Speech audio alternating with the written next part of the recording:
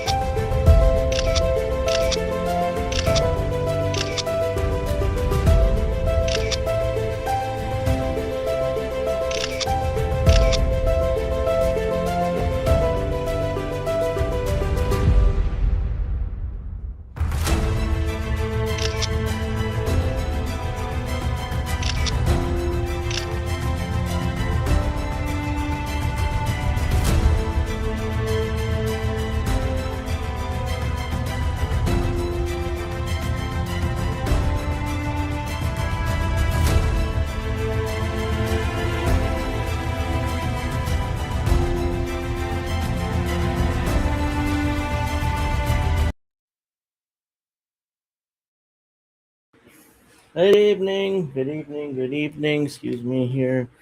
Let's see here. My name is Angel Rivera. We got Alex Knight here. We got Miss Witchy Perfect. Hello. Allegedly. Allegedly? I'm Can't a see figment you, of your so imagination. I can't see you, so that's why I said that. But yeah, welcome everyone.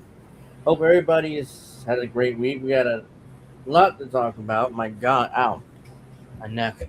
Oh my God, I mean, we got a lot to talk about. So hope everybody likes and subscribes. Let's see. So, whoops, hold on. Yeah. So let's see. We got mind reading AI brain control tech. So that'll be fun. We got Stellar Blade Blood Rain using AI for music video. Oh God. Yeah. Unfortunately, there's going to be a lot more of that. We also got allegedly the Iranians hacking into 30 Minnesota water plants and messing with their stuff. So Was that reported by what's that kid? Reporting the Minnesota stuff. no, I don't. Whatever his name Yeah, is. I know you're talking about, but this is reported by Cyber News, which we'll get to that in a little moment. Hey, what's wrong with Minnesota? Huh? Minnesota.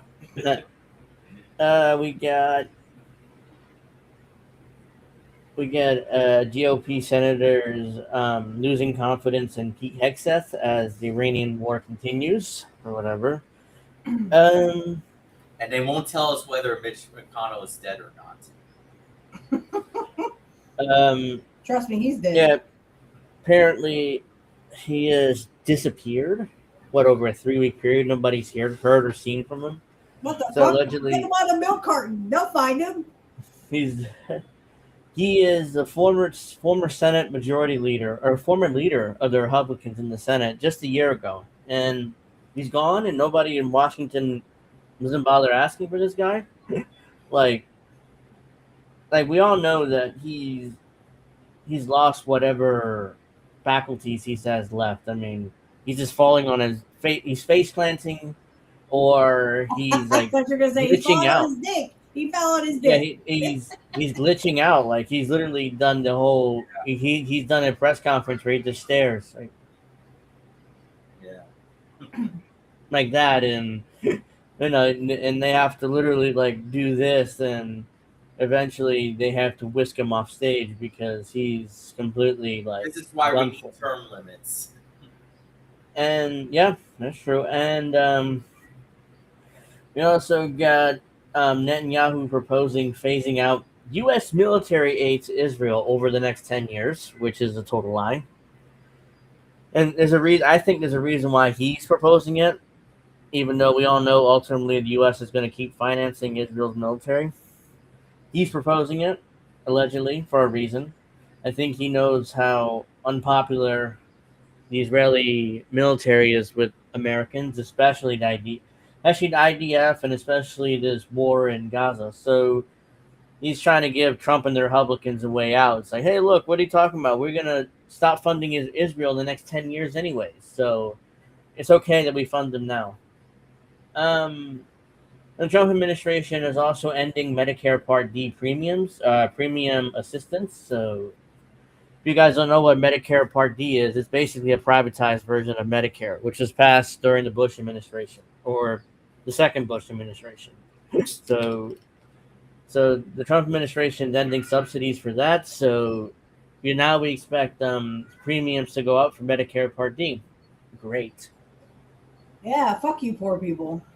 Fuck you, old poor people. So and so much more.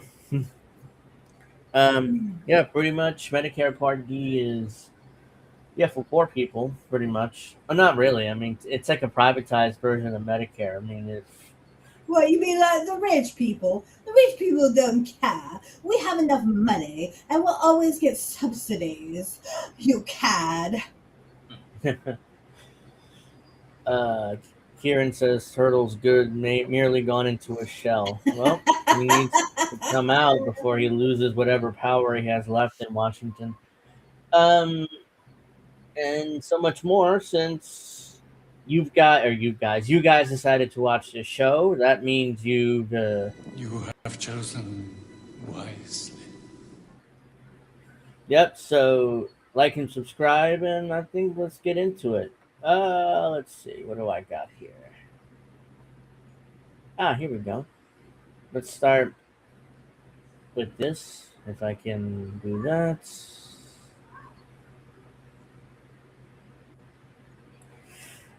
There we go. Hold on. No. Hold on.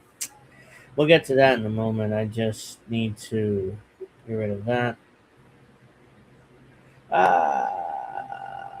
For some reason, I have to do this, or else it won't work. Technical difficulties, please hold. Or else it won't work the way I want it to. So we got the local Teamsters 804 passes a resolution to defend Haitian and Syrian immigrants in the face of Trump's attacks on TPS, which is temporary protective status, by the way. Remember when Kyle Gunski went after Teamsters for not endorsing Kamala? Ooh. Well, yeah. I mean, Teamsters didn't really endorse, I think, in 24. Yeah. So ultimately, Trump won, and of course, Teamsters have to take responsibility for that because leftists lost their minds. With the cancellation of TPS, 300,000 more immigrant workers are at risk of deportation. In response, the New York City Teamsters Local 804 overwhelmingly passed a resolution to stop deportation of Haitian and Syrian workers. The rest of the labor movement should follow this example and go further to defend immigrant workers and communities. So, you might want to share Ellen's response. The what? Just share it on. See, I don't. It's gone or whatever she said. I don't know why. I mean, it should be streaming still, as far as I know. So hold on. Here we go.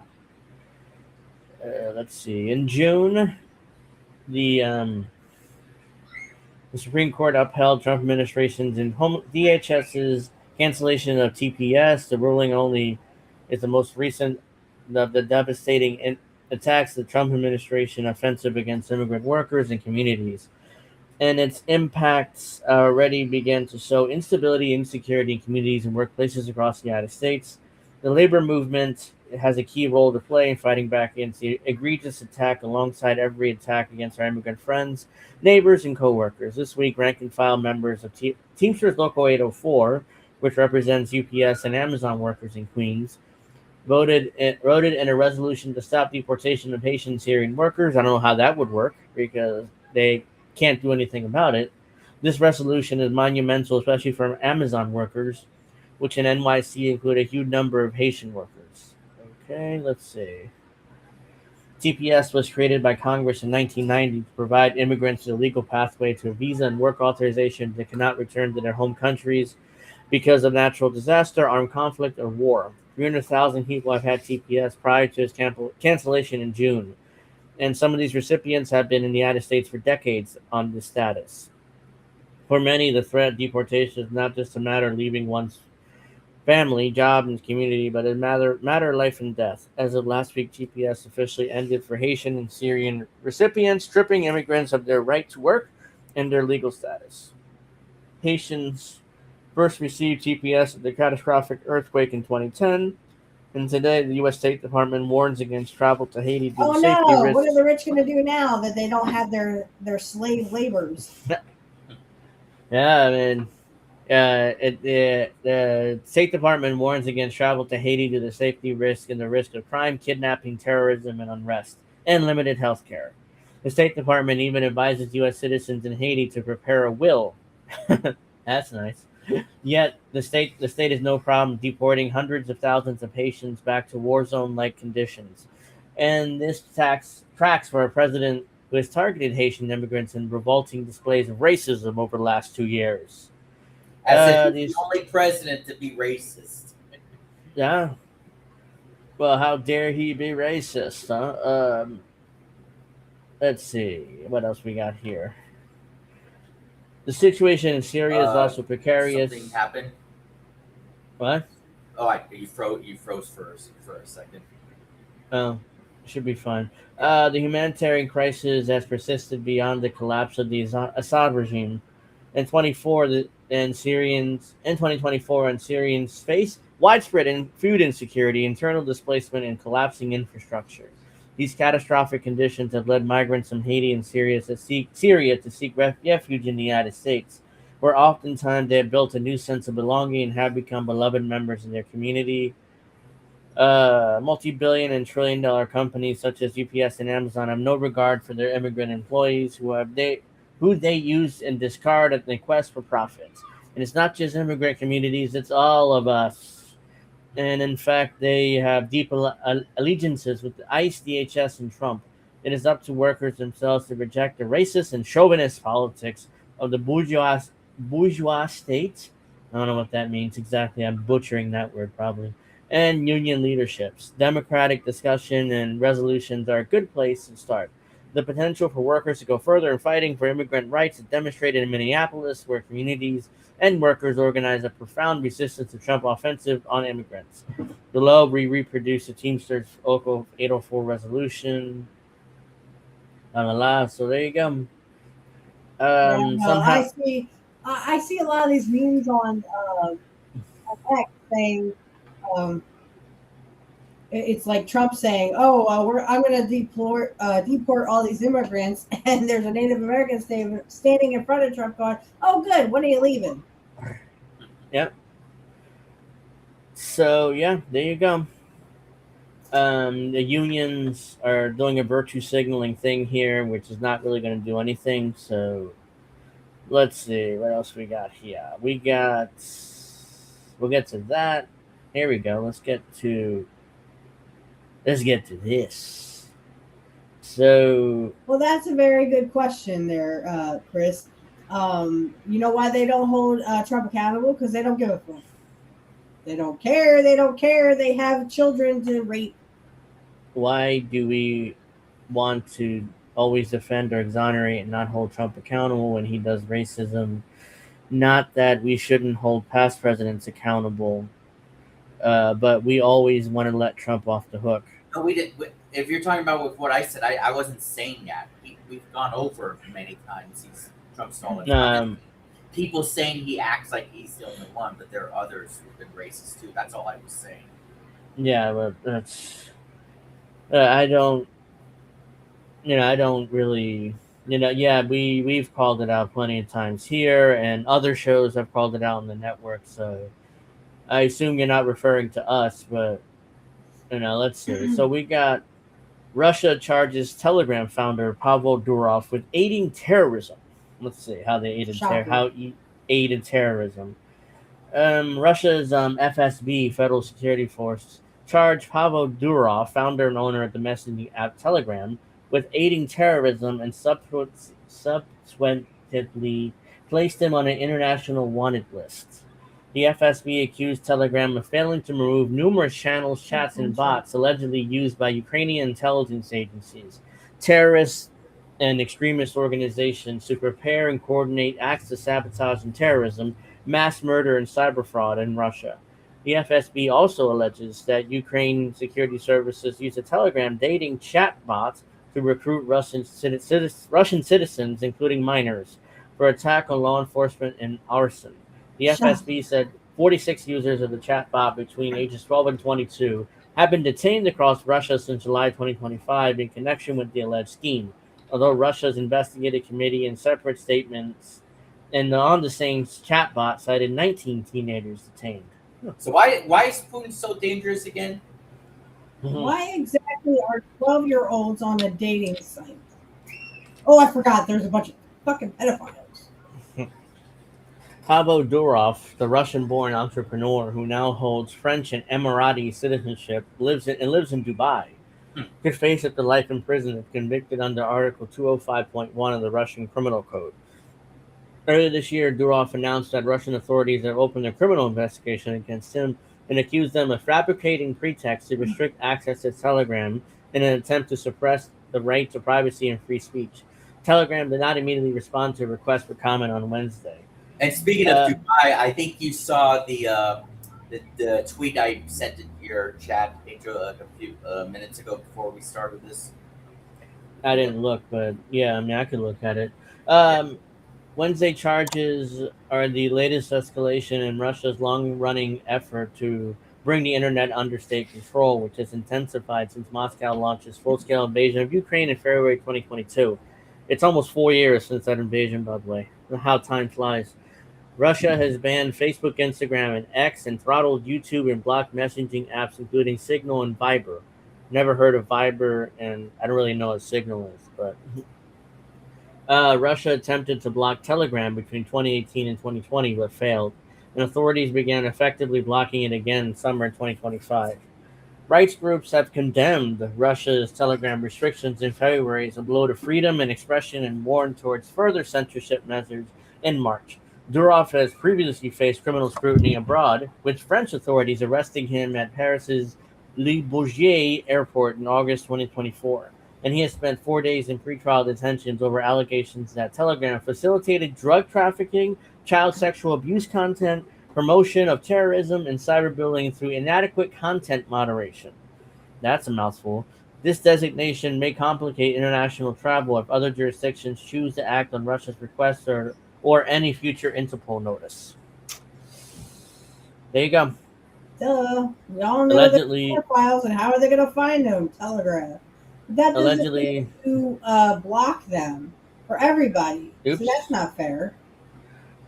Yeah, so allegedly Telegram, is helping, or not helping, but getting, not stopping child pornography and Why would they? They're helping a bunch of pedophiles.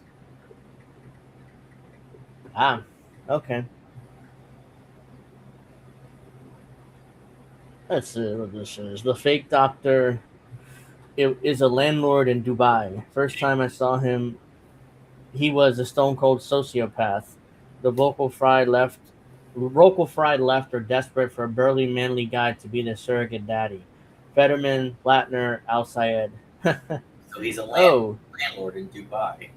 Well, what's funny is when he released his tax returns, he put most of his income other. I'm not sure what that means. He just on his tax returns, I remember reading about that. What is other? What does that mean? And he's making millions apparently, but somehow it's under other. Okay, yeah. So apparently, a fake doctor is a landlord in Dubai. I mean, at this point, I know his parents have money, so I would not be surprised if he has. I would believe this. So there you go. Oops. Let's see. Let's go here. Let's share the next story. So we got. Where are we? Here we go. This is from Quartz on July 29th, which is a couple of days ago. Trump administration is scrapping a Medicare drug plan subsidy that helped keep premiums stable. What was called the Part D Premium Stabilization Demonstration, which gave insurers billions to hold down drug premiums, will end after this year. Yeah, because fuck your grandma. She had enough time. But yet, fucking people in Congress are so fucking old, they remember the fucking Titanic sinking. Remember also just a few days ago when Trump was saying, "I've done a lot better for your kids than your parents have," or whatever he said, which was just so insulting. Trump's constantly saying, I think I did see that, but at the same time, it's like, What did he say? I'm sorry, I He didn't was hear that. saying, What did he "I've say? done much better for your kids than your parents," or whatever he said. In that. Oh, fuck you, Trump. That means I fucked your kids. Fuck you, Trump. Try it. Yeah, so Donald Trump is definitely a snake. Snakes. Like, Why did it have to be snakes? now, it I says had it this with these motherfucking snakes. on this motherfucking plane. This the Centers for Medicare and Medicaid Services said after examining 2027 plan bids, it determined insurers are now capable of setting prices for their plans on their own without program's financial backing. CMS said that it will discontinue the Part D premium stabilization demonstration at the end of the year, returning the program to standard market conditions in 2027. Translation, guess what? You're going to be paying more, Grandma. And Your time is past. more people will be losing their insurance because Medicare Part D was allegedly supposed to be like supplemental insurance, privatized, but Yeah. more people can't afford it. So especially after these subsidies end. Let's see. CMS Administrator Dr. Mehmet Oz, yes, that Dr. Oz, by the way, from the TV doctor, said on social media Tuesday that the subsidies were no longer Trust him as necessary. far as I can throw him. Yeah, so this is the TV doctor. You know, he had a show for years until, of course, he ran for Senate against Fetterman, which most of the left supported Fetterman at the time. So it shows how much they know. And then now, since Fetterman defeated him, now he's in the Trump administration. So let's see. We are stabilizing the market, so this bailout's no longer needed. Premiums will go up by less than $10 for most Medicare recipients, with many even seeing lower premiums. Oz wrote. So in other words, you know, it's like, oh, most of your premiums just go up by a couple bucks or $10 per year, and some of you may not even see a higher premium. So don't worry That's about because it. you have rich people and you live in rich communities with a bunch of rich people and a bunch of pedophiles. So go fuck yourselves. Let's see. The demonstration program covered 2025 and 2026 years, during which Washington funneled billions of dollars to health insurers to prevent Medicare drug premiums from rising sharply. The program was created by the Biden administration ahead of 2024 presidential election to offset premium increases that would have resulted from changes introduced by the Inflation Reduction Act, according to the New York Times. So, yeah, this was Biden doing this on an election year so he can win re-election. He probably would have ended it too, by the way. So if Biden would have won. Roughly 25 million Americans carry standalone Part D drug plans, according to Reuters. Those enrollees pay an average of $36 a month in premiums, according to the Times. The largest carriers in the Part D market include United Health Group, Humana, and CVS Health and Aetna. CVS Health's Aetna. So, does the CVS own Aetna? I didn't know that. So CVS Health Aetna. Yes, so CVS owns Aetna. Interesting. How much individual beneficiary pay in 2027 remains unclear. Its premiums vary across plans, and enrollees will be able to shop for coverage during the fall open enrollment period. CMS said that it expects to release its final 2027 premium plans in September. Let's see. CMS also released a preliminary 2027 bid information Tuesday. A national average monthly bid amount, a figure that feeds into calculation of government plan subsidies, will come in at $296.05 for the coming year. The national base beneficiary premium in 2027 will be $41.33, CMS said. A provision of the Inflation Reduction Act limits how fast premiums can grow, holding an annual increase of no more than 6% Bull through fucking 2029. shit. Bull fucking shit. These motherfuckers don't pay nothing. My dad pays over $100 and he's not on D. He's not on Medicare D. Yeah. They keep fucking raising the fucking shit that people can't afford. They keep raising that shit, But this, Yeah. oh well, you're gonna go down, rich people, because you deserve a break. You deserve to rape kids all day. You know what I mean? Of course, you know what I mean. Yeah. Fucking The dick announcement suckers. drew Fucking dick. the announcement drew criticism from Democratic officials and national advocacy groups. Kendall Whitmer, spokesman for the Democratic National Committee, said in a statement that Republicans are doing everything they can to make healthcare unaffordable for Americans, especially for seniors. ACHIP or Tell that to my AHIP, father.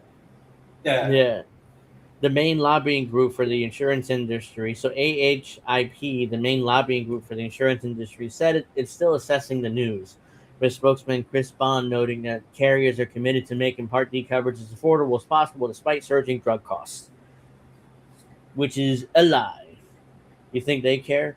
The decision comes as CMS has also been expanding Medicare drug coverage in other areas. Earlier this month, the agency launched a pilot program giving eligible Medicare beneficiaries access to certain weight loss drugs for $50 a month. The first time Medicare has covered those medications for weight loss. There you go. That's what Sean said. Weight loss drugs, meth it equals meth minus the fun. Let's see.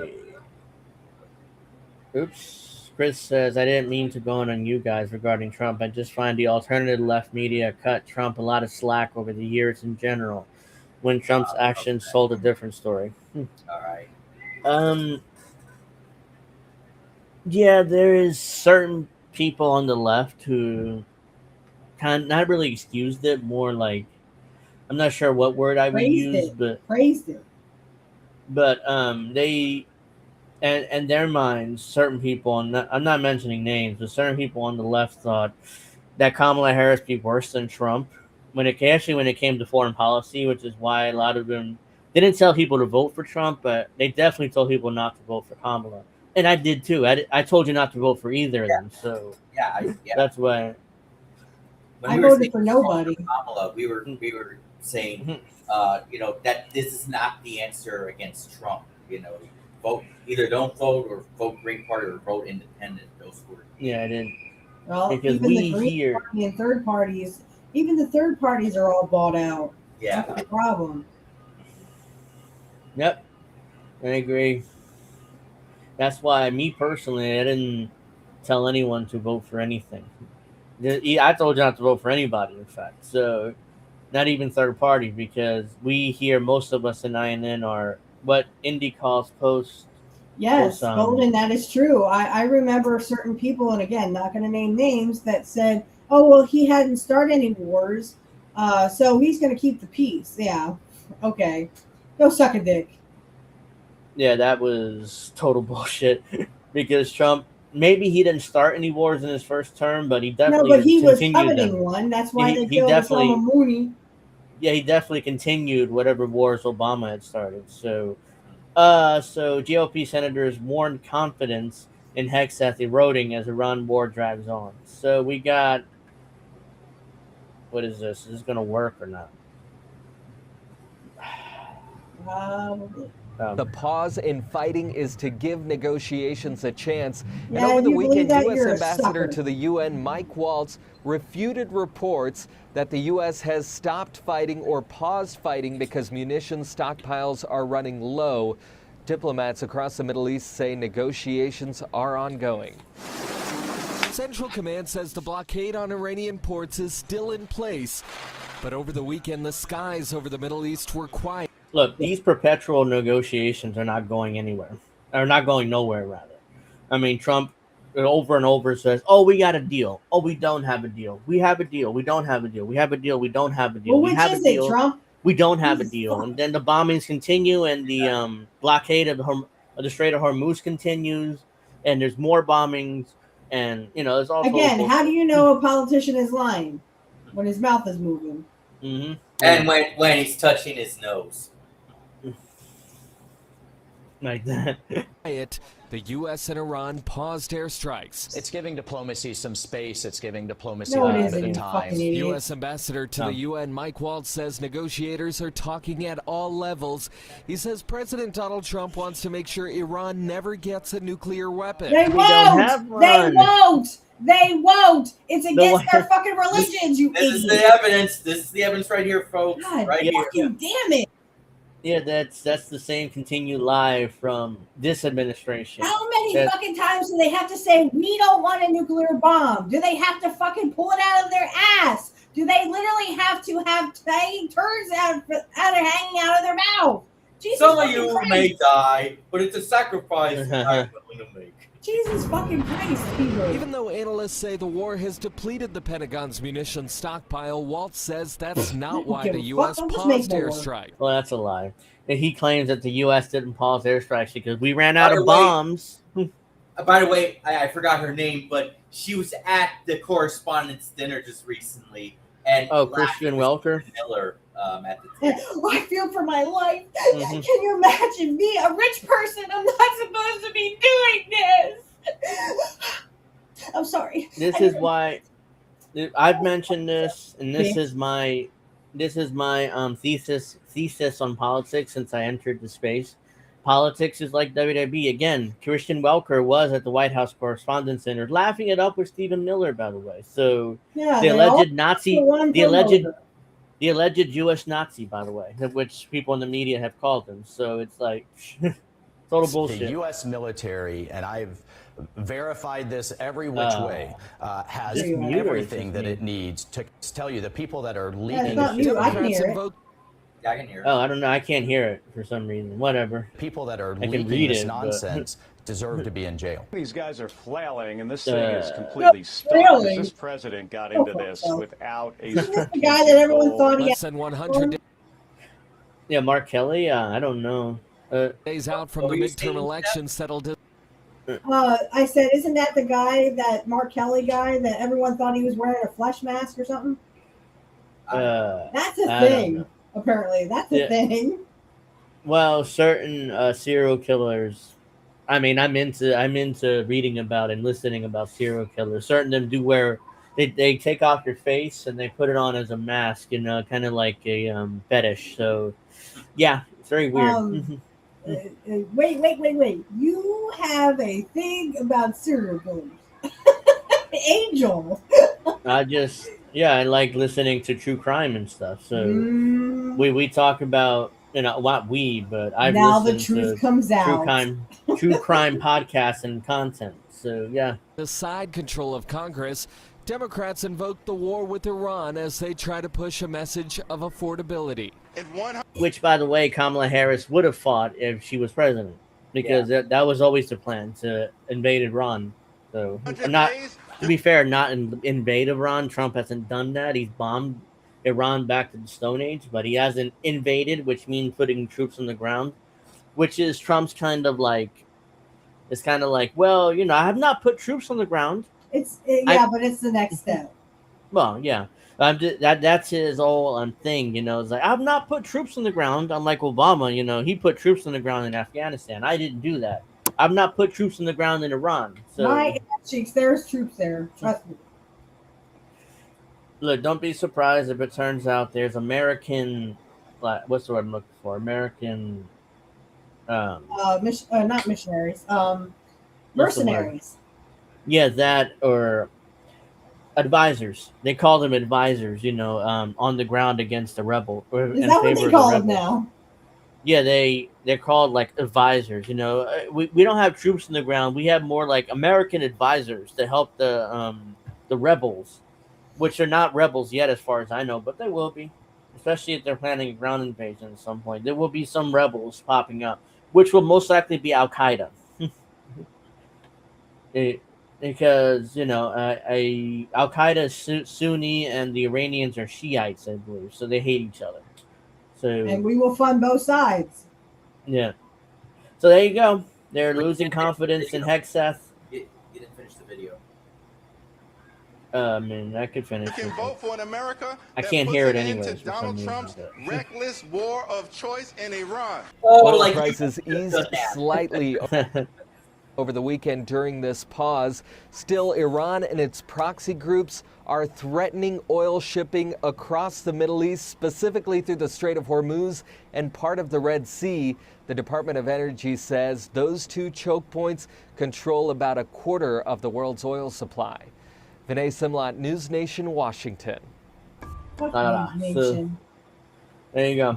Also, I just wanted to point out, so me being a NASCAR fan, of course, I was watching NASCAR on TNT for the last few weeks, and every week they had shown a commercial of pro-war propaganda with Trump and Hegseth. It was like a minute-long commercial, whatever. It was so fucking frustrating. NASCAR, I assume they have ties to the White House, or not necessarily ties to the White House, but they're supporting the White House or something. Well, it's because conservative sports, so. Well, yeah, it's pretty conservative, I mean, especially when most races take place in the South, so.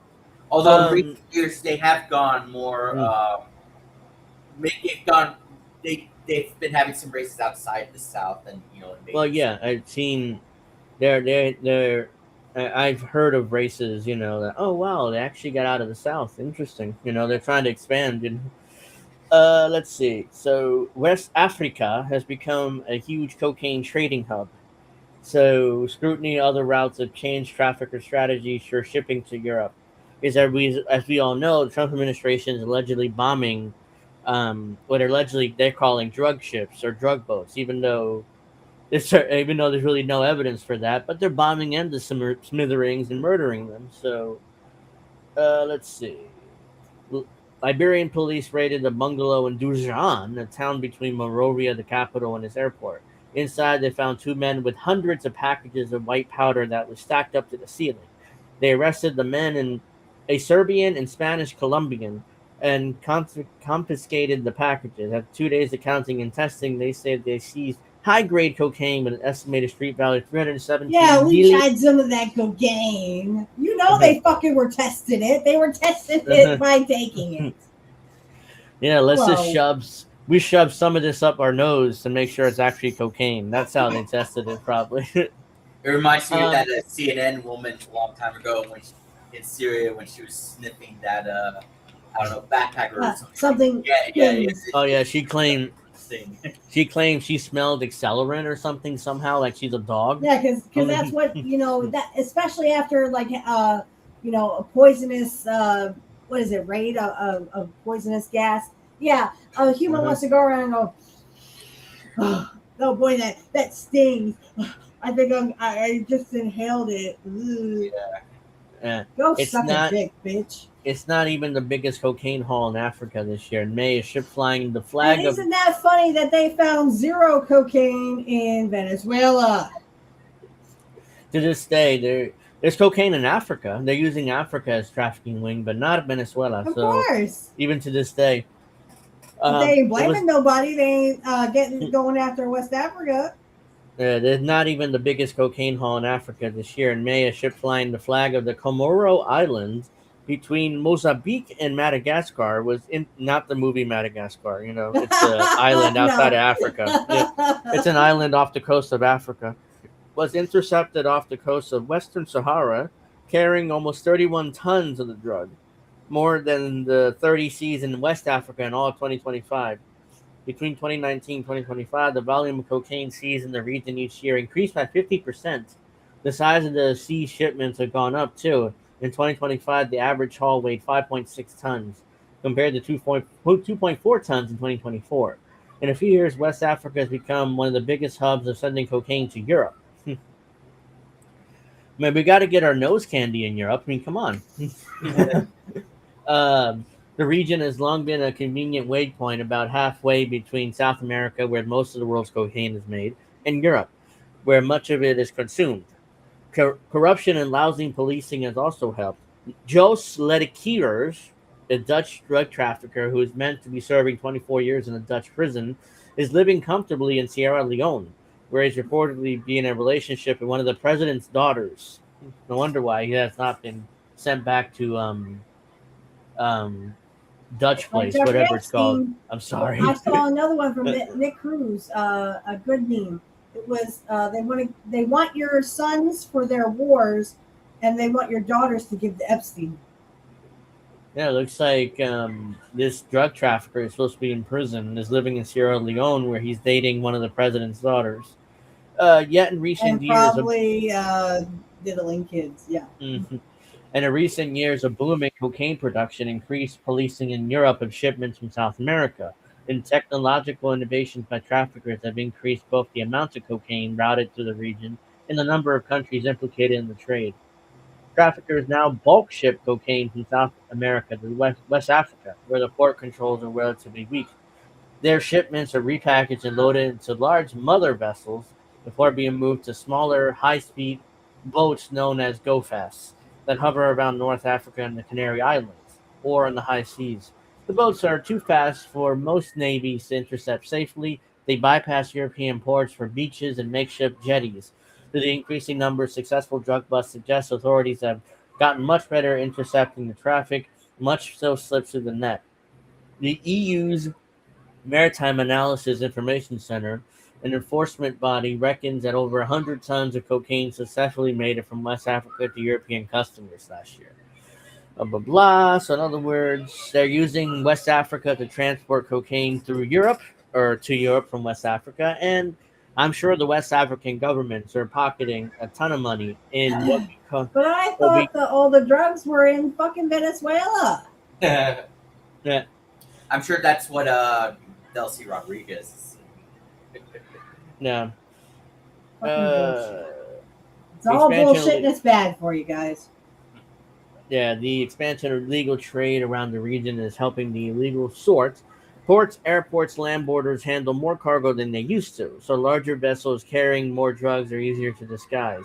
A former boss of the Liberia Drug Enforcement Agency believes that most cocaine enters the country by road from Sierra Leone, labeled as frozen foods. Kingpins from the Balkans to Brazil can monitor in real time what containers are being loaded at port or transferred out to sea. Police involved in the Duzan raid found the Starlink router. Starlink. So they're using Elon Musk's internet service to transport I told you these Elon drugs. Musk, he's a fucking bastard. They're all fucking bastards. They hate you. They don't want you to exist. But they will do any fucking thing they want. They're doing it right in front of your motherfucking faces. They found the Starlink router, a diving suit, waterproof GPS trackers that they suspect were used to keep the traffickers' bosses in the loop. Yeah, so they are trafficking massive amounts of cocaine. Oh, trust me, I'm sure Elon Musk was very aware of this cocaine. Yeah, so officials with puny salaries in Liberia, some are barely paid $100 a month. We have state actors we identify have been working with the cartel. We have officers that have been charged.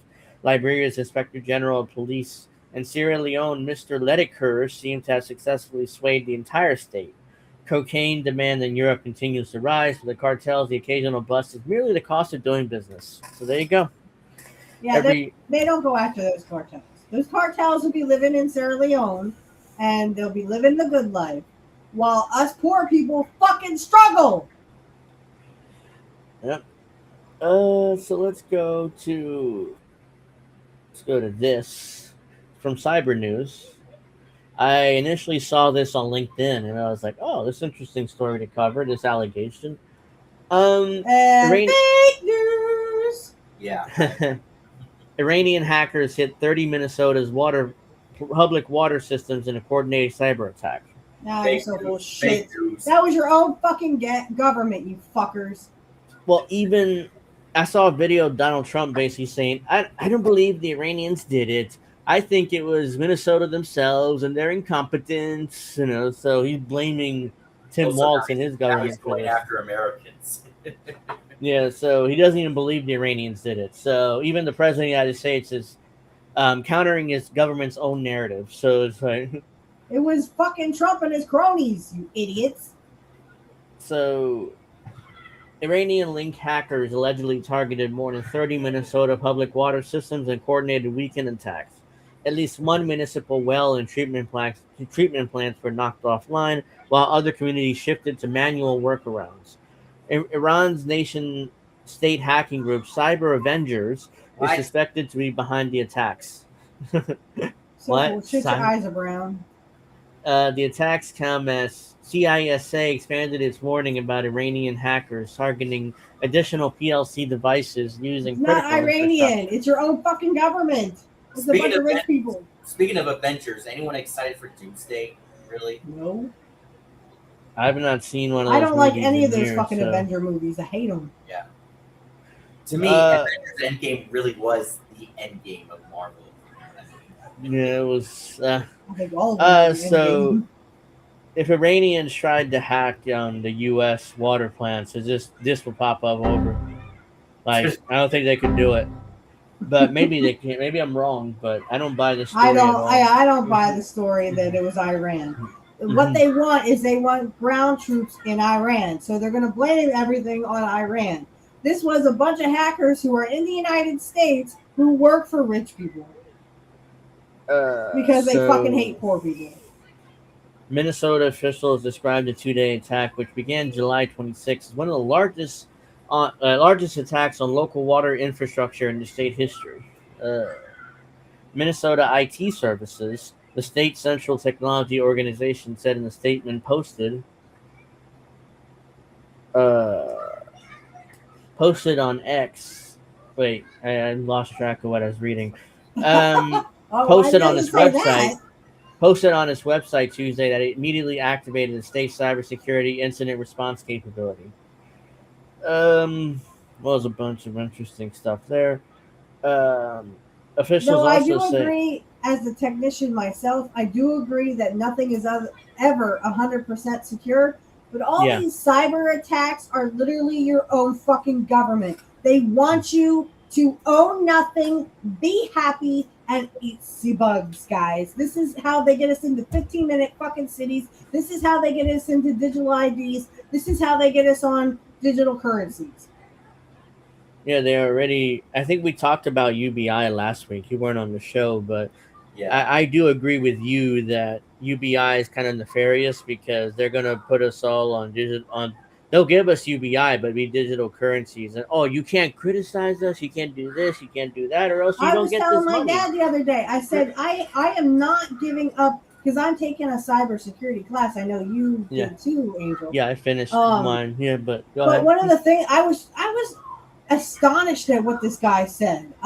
He works for CSS or something. It's some kind of CSS 50 or something. But anyway, he was talking about how you're supposed to wow. So you know how they have these password managers? Uh-huh. Oh yeah, use your password managers. Yeah. Give Google all your fucking passwords because God forbid Google wouldn't do anything with them. Yeah. Jesus fucking Christ. But anyway, it was said that they're going to do more cyber attacks. Again, nothing is ever 100% secure. Now, that being said, the government knows this. Rich people know this. So they're going to try to scare you by all these cyber attacks. You know, oh, the electric went out. Oh no, it was a cyber attack. Oh my God. No, it fucking wasn't. It was them. Yeah. They're taking you offline. They are doing this right in your fucking face. They're pissing in your face and telling you it's raining. Yeah.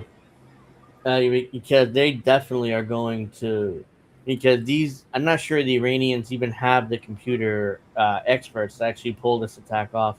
Maybe if you tell me the Chinese did it or the Russians, maybe, but the Iranians, like, they're kind of, they're kind of backwards. The communists did it. The communists are coming. The communists are coming. I hate to say this and not sound racist, but the Iranians are kind of backwards. They're not.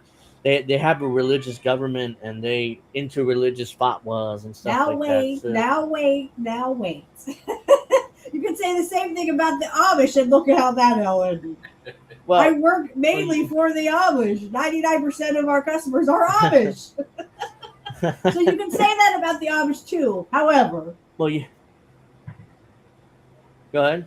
Oh, no, I'm just saying however, look at me. I work mainly with the Amish. So The officials also said drinking water in these targeted municipalities remains safe, and no cities have asked residents to Yeah, change their just look water out for the usage. fluoride or You know, fluoride. I don't normally do stunts, but Yeah, it's allegedly safe to drink that water, even though they were hacked, and they admitted to the hack by allegedly Iranians. So, the agency now said it's working closely with the Minnesota Department of Public Safety, the FBI, and other state and federal authorities to support affected communities and strengthen the security of the state's critical infrastructure. Hackers forced water systems into manual mode. Four municipalities have been publicly identified so far, including Plymouth and South St. Paul in the Twin Cities metro area, as well as Maple Why Plain is and it Bahram. always Minnesota? God Yeah. damn it! And it gave another excuse to Trump to attack Minnesota and basically blamed them for the hack, and not the Iranians. Not even Trump believes it was the Iranians. So that shows you how ridiculous this narrative But it was is. Trump and his friends. I mean, it wasn't Trump Oh, well. himself because Trump knows nothing about cybersecurity. But Yeah. I'm sure it was his rich ass fucking friends who hired a bunch of hackers. Okay, we're gonna take such and such down now, so let's just blame it on Iran. In at least one city, the attack temporarily knocked the municipal well and water treatment plant offline, according to local media outlet. Other communities reported the attacks disrupted communications and automated operations, forcing staff to switch to manual workarounds. While state systems were restored.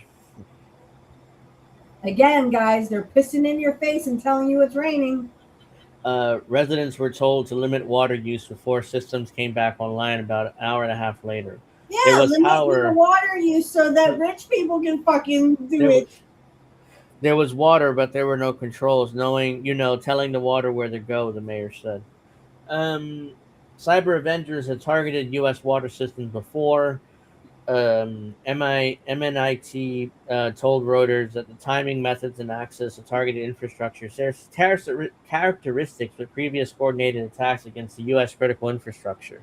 No. Also involving PLCs or programmable logic controllers. Yeah, if you believe that, I got a bridge to tell you. So you don't know what PLCs are. PLC devices are a critical component used to automate industrial control systems, or ICSs. So this is a PLC. That looks like a big fucking switch server. Yeah, that's what it looks like. But this is a programmable logic controller, the type of industrial control device targeted in the weekend attack on 30 Minnesota water systems. So this is what it looks like. A fucking 12-year-old can hack this shit. They don't need to blame Iran. If it was actually a teenager who did this and they're blaming the Iranians, I mean, that's ridiculous. Zimmer said the agency used the term quote-unquote attack to describe the situation because investigators identified unauthorized access with malicious intent directed at these systems. And although MNIT is not formally attributed the attack to the Cyber Avengers, a well-known hacktivist collective with ties to the Islamic Revolutionary Guard Corps, or IRGC, the group has successfully breached other U.S. water and wastewater facilities in the past, just never on this scale. They love their acronyms. Yeah. In fact, the U.S. State Department's Reward for Justice program put up a $10 million bounty in 2024 asking for any information leading to the arrest of Iranian military officials linked to the group operation. So this is the guys who allegedly are behind us, and there's a $10 million reward for the information. Hamid, this is probably all AI, and these people don't fucking exist. Well, allegedly we have Hamid Humaya Yufral, Hamid Reza Lagorishian, Milhad Mansuri, Mahadi Lakshurigian, Mohammed Bagar Shinakar, and Reza Mohammed Amin Siberian. Sounds like I said Siberian, Serbia, but whatever. So you can go to this Tor link here to give information, which is on the deep web, by the way. So the government operates in the deep web, and they operate quite a bit on the deep web because there's a lot of child exploitation and pornography in the deep web. So you don't want to be there, basically, unless you're looking for that type of thing. And if you are, you're a sick bastard. Let's see. November 2023, the Cyber Avengers targeted Unitronics PLC controlled equipment at a Pennsylvania municipal water authority after exploiting an internet-exposed device with default credentials. That's genius, by the way. I mean, you left an internet-exposed device with default credentials. You know how easy it is to get into that?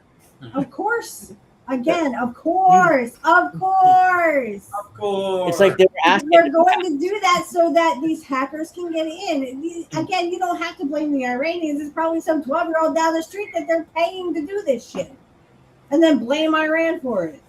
So as you got it, maybe if you have an internet router or whatever in your house, you look underneath in the bottom, there's default credentials. So in order to get in, there's the initial username and password there. Every device has this, internet device. So you know what? I wouldn't be surprised if Elon Musk was behind it. I'm sure he is. He fucking wants chips in all of our brains. So these geniuses in Pennsylvania Municipal Water Authority decided to leave an internet-exposed device with default credentials in the bottom. So anybody, if you know what device it is, you can hack it pretty easily. Idiots. Also known as Shahid Kaval, a group claimed to exploited Unitronics PLC model V57 series specifically because the software used to run the device was made in Israel, defacing the system to state their agenda. So this is what the message said. You've been hacked. Down with Israel. Every equipment made in Israel. Oh yeah, that's not suspicious at all. What the fuck? Down with Israel. Go fuck yourself. This is the actual message that popped up. That probably was from Israel. Jesus fucking Christ. So you have the Star of David and the soaked in blood, and you have Gaza here. It looks like, and so that's the actual message. The nation-state APT claimed attacks on at least 10 water treatment stations in Israel that same year. In response to the attack, all WWS facilities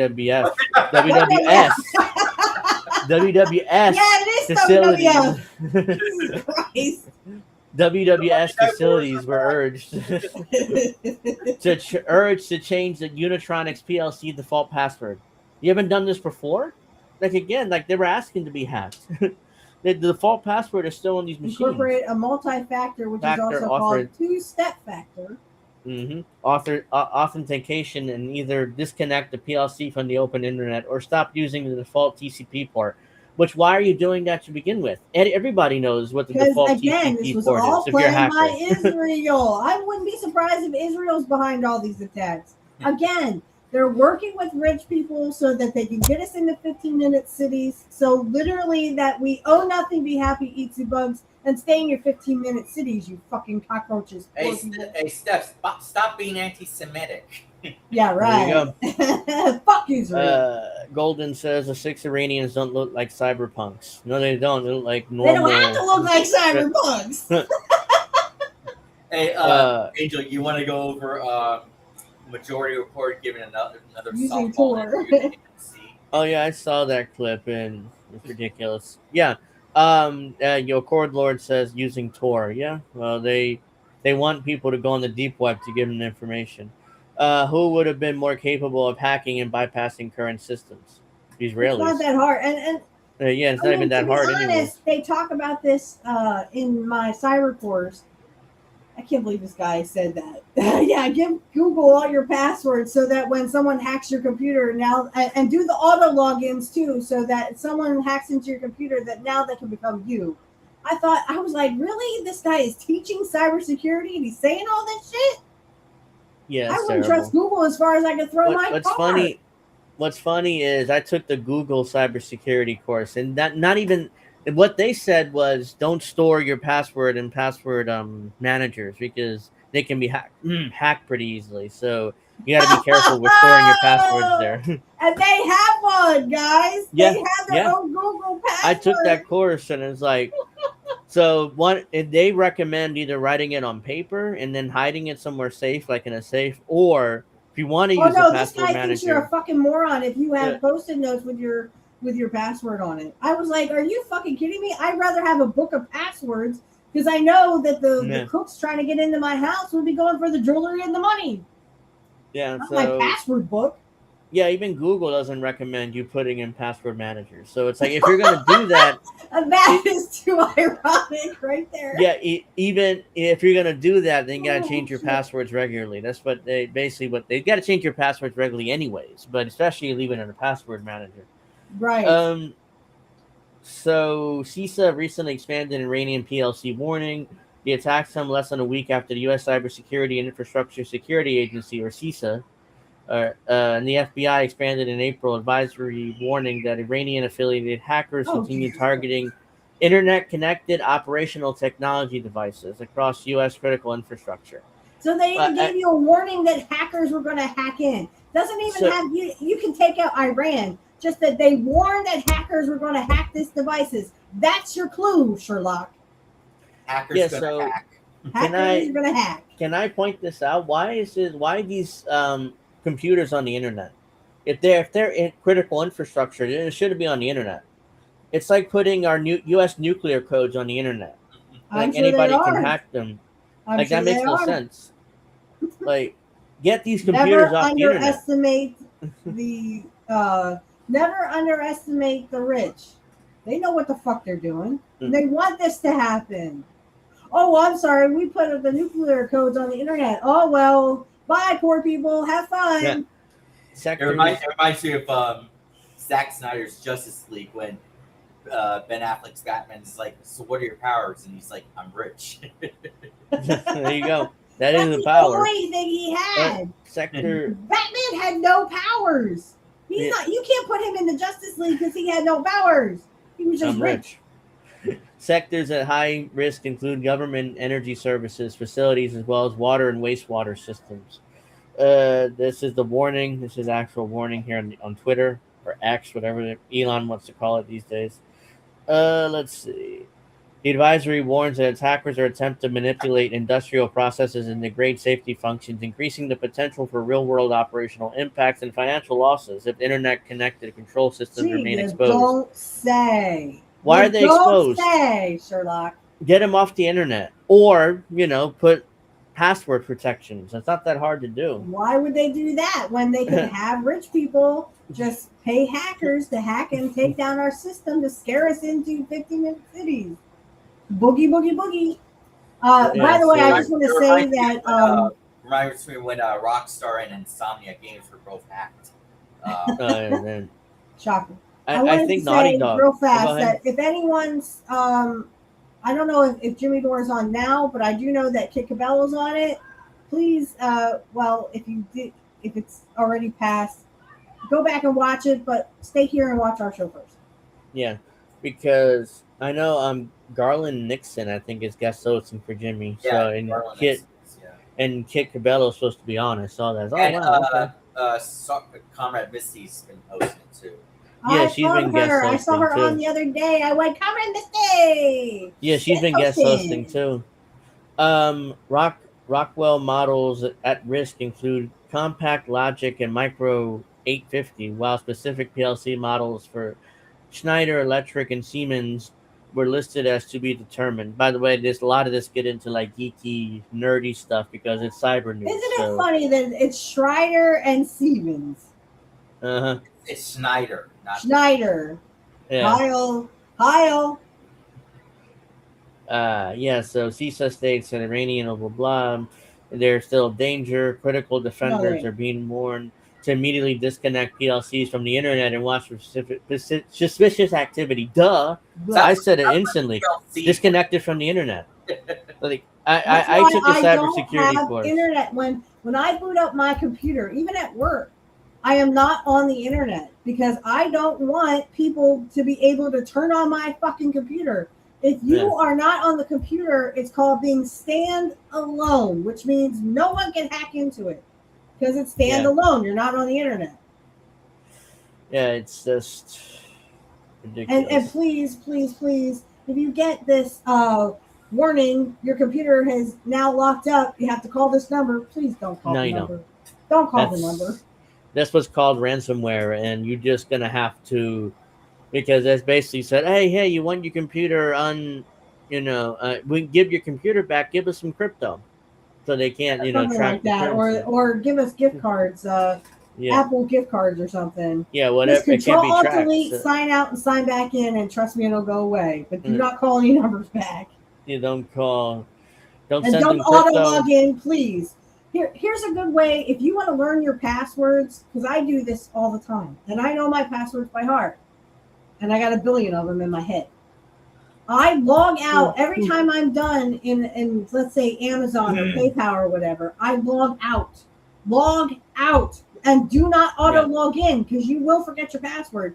But not only that, if you get hacked and someone gets in your computer, now they're you. Now they can auto log in anytime they fucking want to. Please, for the love of the goddess, please do not do this. Let's see. Do it for Mrs. Witchy, okay? Trust me, you learn your passwords. Yeah, I found this yesterday. In fact, dystopian mind reading brain control tech is not imminent, but the article actually talks about how eventually it is. Fantastical headlines are fueling beliefs that dystopian mind reading and brain control tech are imminent, or just around the corner. Does not compute. Meanwhile, Stanford's own researchers have been demonstrating how they have already been able to read, write, and controls the brains of mice, which is a vastly different undertaking than those from people. I must listen to the government. I must suck a dick. As for us humans, a necessarily theoretical understanding of how neurocircuits work is still limited to only a few areas of the brain, according to Stanford and an emerging technology review. Every poor person will have to get this, and I'll tell you what, suck a dick because I ain't getting one. I would rather die. This year's Stanford Emerging Technology Review highlights 10 technologies that are reshaping our world. 1. Artificial intelligence. 2. Biotechnology and synthetic biology. 3. Cryptography and computer security. 4. Energy technologies. 5. Material science. 6. Neuroscience. 7. Quantum technologies. 8. Robotics. 9. Semiconductors. And 10. Space. Bullshit. This tells me that they are going to put shit in your brain. Yeah, Elon Musk has already invented a chip, to put in brains. He wants everyone to suck his dick. And they're already selling it as a way to help disabled people, get like back the some blind sort will of see and the deaf some will sort hear. of normality to their lives. He's some kind of fucking Jesus tyrant. Yeah, they would be able to walk and move a little bit their hands, and so they're again, whenever they introduce the technologies, there are always some good applications to it to manipulate people to actually use it and get it, but ultimately it's nefarious. If we focus in on neuroscience, the review states that the public fascination with mind reading and brain controlling tech is something that could happen anytime soon is overhyped. At Stanford, one of the biggest fucking shills in a college that you could ever possibly get. It's Ivy League, so we have Ivy Leaguers just studying this type of brain controlling tech, and it's like, hey, don't worry, it won't come in our lifetime. Yeah. Elon Musk already invented a chip to do that, so allegedly not to control thoughts, but to help. Right. People, and if you believe that, I got a bridge to fucking sell you in India. Yep. So this is the actual thing. Hold on. The brain remains one of the least understood. Oh, why not? Let's see, it's 2 minutes. It's not that bad. Let's see what this. The brain remains one of the least understood but most important organs in the human body, despite incredible strides in scientific research and technological advancements. Drawing from disciplines such as biology, mathematics, medicine, chemistry, and even philosophy, neuroscience studies the brain and the nervous system to better understand how they work in order to improve neurological function and even cure neurological diseases. There it is. Improve neurological function and even cure some diseases. What? They're going to... Please, Angel. Oh, it's too loud? Hold on. Let's do that. My brain! Okay.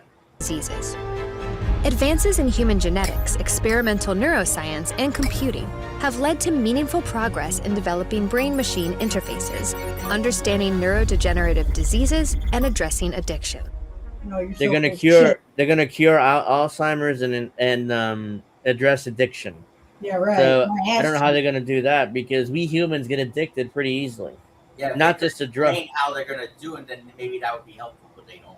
Yeah, it said We're it's like addicted general. to, oh my God, we're addicted to Elon Musk. Oh my God, I need to see Elon Musk.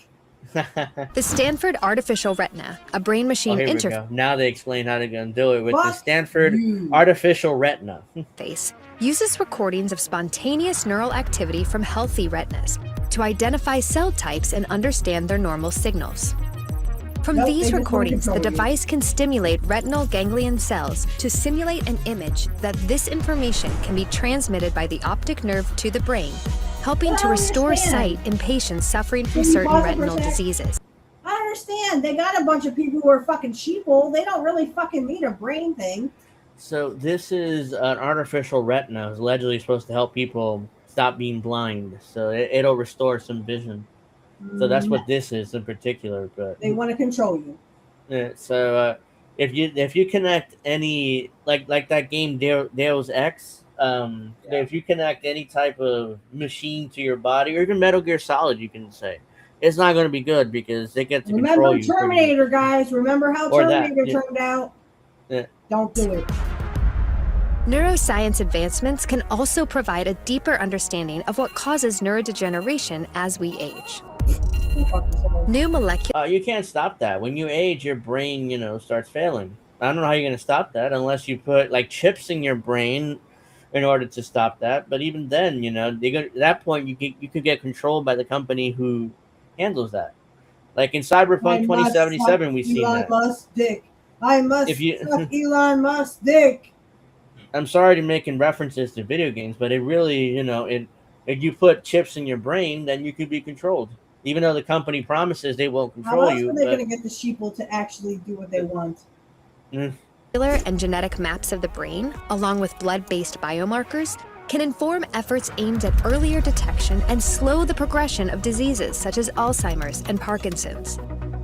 Whatever. With a better neurological understanding, addiction, especially opioid addiction, can be addressed using non-addictive pharmaceuticals and management techniques that Oh, so guys, they want to sell us more pills. Wow! They want to sell us more You guys pills are so to stop full of shit addiction. your eyes around. Hey, guess what? Here's what the addiction people did. This is what Big Pharma did. They actually put this towards wrestlers and athletes, and they actually got athletes and wrestlers addicted to the shit in the first place, motherfucker. Yeah.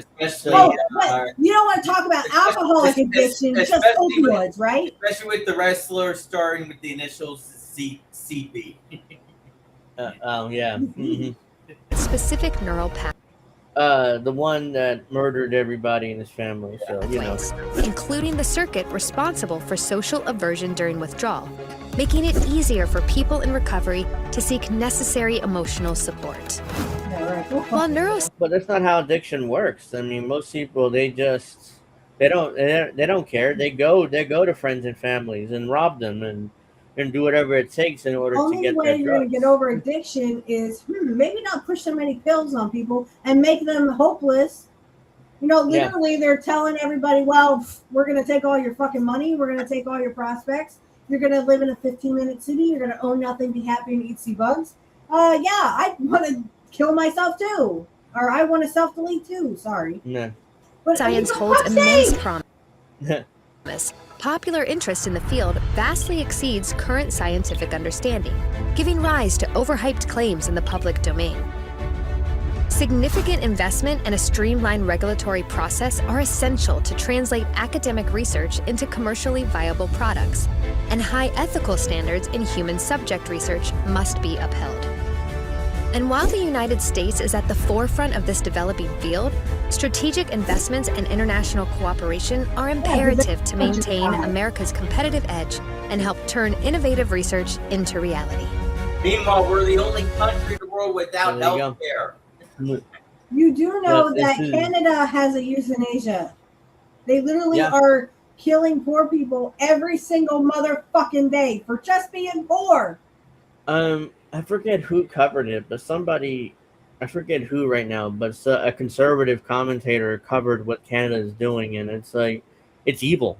They're literally putting poor people and people who instead of helping people who are hopeless, they're just putting them in euthanasia machines or injecting them and just killing them. Yes. Because that's so, why I know Snow and DIB, Descent of Bloom, have been talking very eloquently about this and the fact that they want you hopeless. They want you hopeless. They want you to think that everything, up is down, black is white, being straight is actually being gay, so that you have nothing to live for, so that you can be their puppet. So we have, how long is this?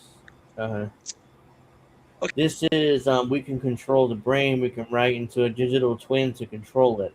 And then we can transfer the same neural patterns into the actual brain to write into the brain and control the brain. So this is Stanford Professor Surya Ganguri in India's Impact Summit in 2026. So, translation to the okay, now return. This is the translation for the jargon. They want to control you. They want to control your brain, guys. Yeah, the brain is the last frontier. If they can get chips into our brain, forget about free speech, forget about whatever we're doing right now, these shows, it's over because they get to control us at that point. So, okay, now returning to the brain, the marriage of neuroscience and AI enables a powerful new path forward by melding minds and machines as follows. So what they want to do is copy your brain to a digital twin. They want to adjust it, to help you allegedly, and then rewire it back to your original brain. So, it helps you allegedly with AI and control. It even says right there, control. So that's okay. I would rather die of some kind of neural disease than fucking do any of this shit. Yeah, I would rather die. There's no way I'm putting like nanotechnology. You are not putting anything in my brain. Or from this meme, then die.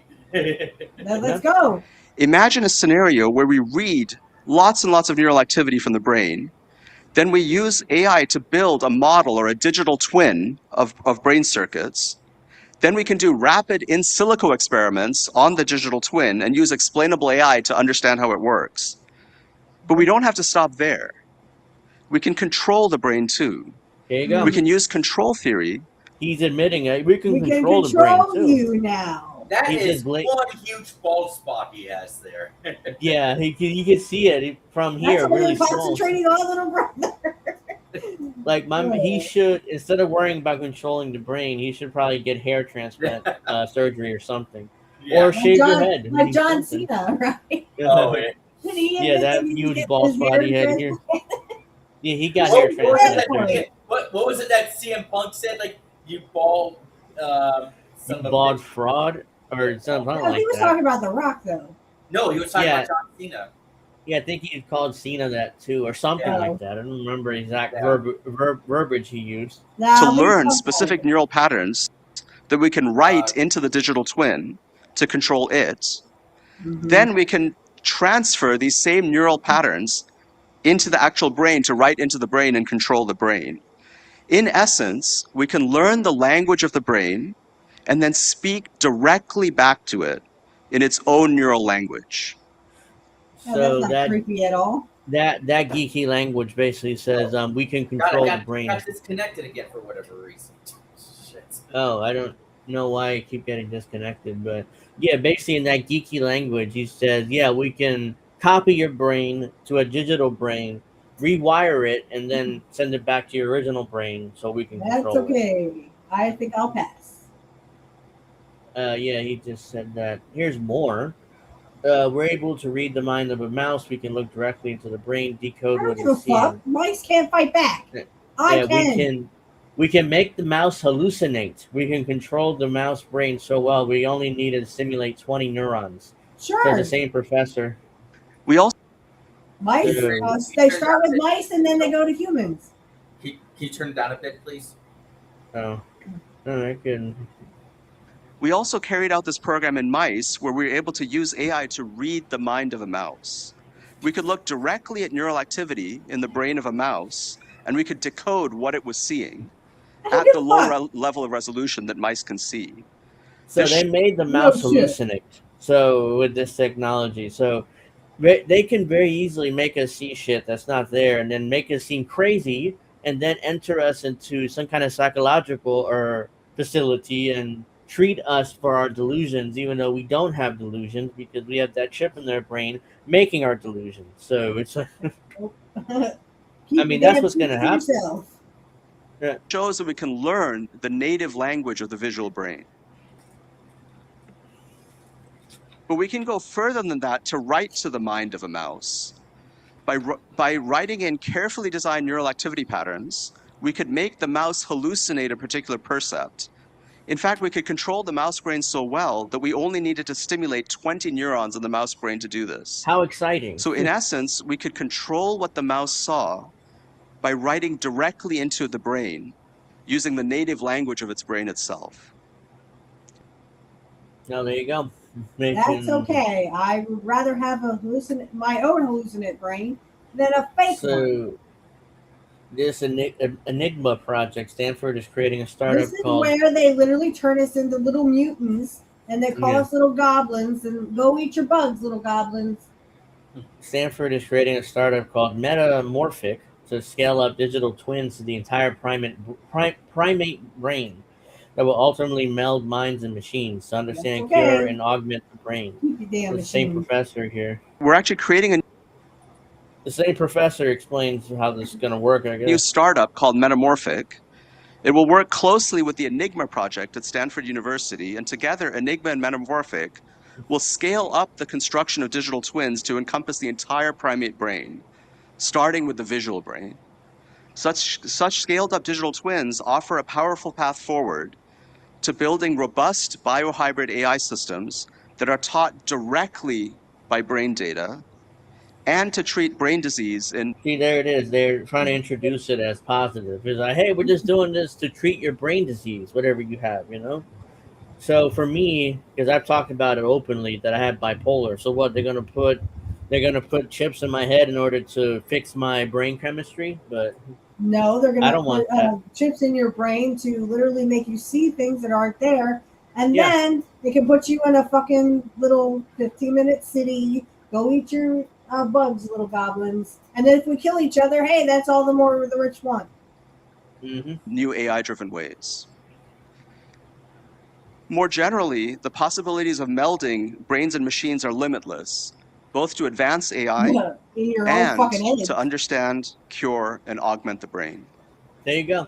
Augment the brain. That's okay, like in I will Cyberpunk. have a bad brain. Like in Cyberpunk, you can buy augments in order to improve your brain function and improve your body and beat up guys or stab them with your huge swords coming out of your forearms. So, yeah, you can do all those augmentations. So, that's okay. Unfortunately, I don't want to live in that type of world. Your thoughts are not your own. With smart headbands, hats, earbuds, tattoos, we can pick up emotional states like you are happy, sad, or angry. We can pick up and decode faces that you are seeing in your mind. Your PIN number to your bank account. So this is openly admitting it. You know, this is what they want to do. Oh my fucking god! They, like Snow said, they will tell you what they're doing. Yeah, that's blatant. You know, it's like, yeah, we can do all these. We're gonna do all these things. We can make you happy 24/7. Go fuck yourself. Yeah, it's like what is that movie where it's like in the 70s where they take drugs in order to be happy 24/7, and what is that movie? Like I forget, We the Happy Few or something like that. I'm trying. It might have been a Stanley Kubrick movie, but I forget what it is. Clockwork Orange. Yeah, that's the one. Thank you, Clockwork Orange. Yeah. How funny that was the first. I was thinking of that all that time. Yeah, so that's what it reminds me of. They take a pill to be happy 24/7, and these guys do horrible things to women. But they're smiling and they're dancing around it while they're doing it. It's one of the creepiest movies I've ever seen. I'm not talking about implanted devices of the future. I'm talking about wearable devices that are like Fitbits for your brain. It used to be that there was very little we could tell from each. Yeah, it's Fitbits, but you wrap it around your brain. I would not do that. They were showing that. I don't have any of that. They were showing that for a second and they just went back. That's what. Oh, okay. So G activity. But already... By the way, this is at the World Economic Forum. We're in Davos. You will own nothing, be happy, eat pizza bucks, and then we will control your mind.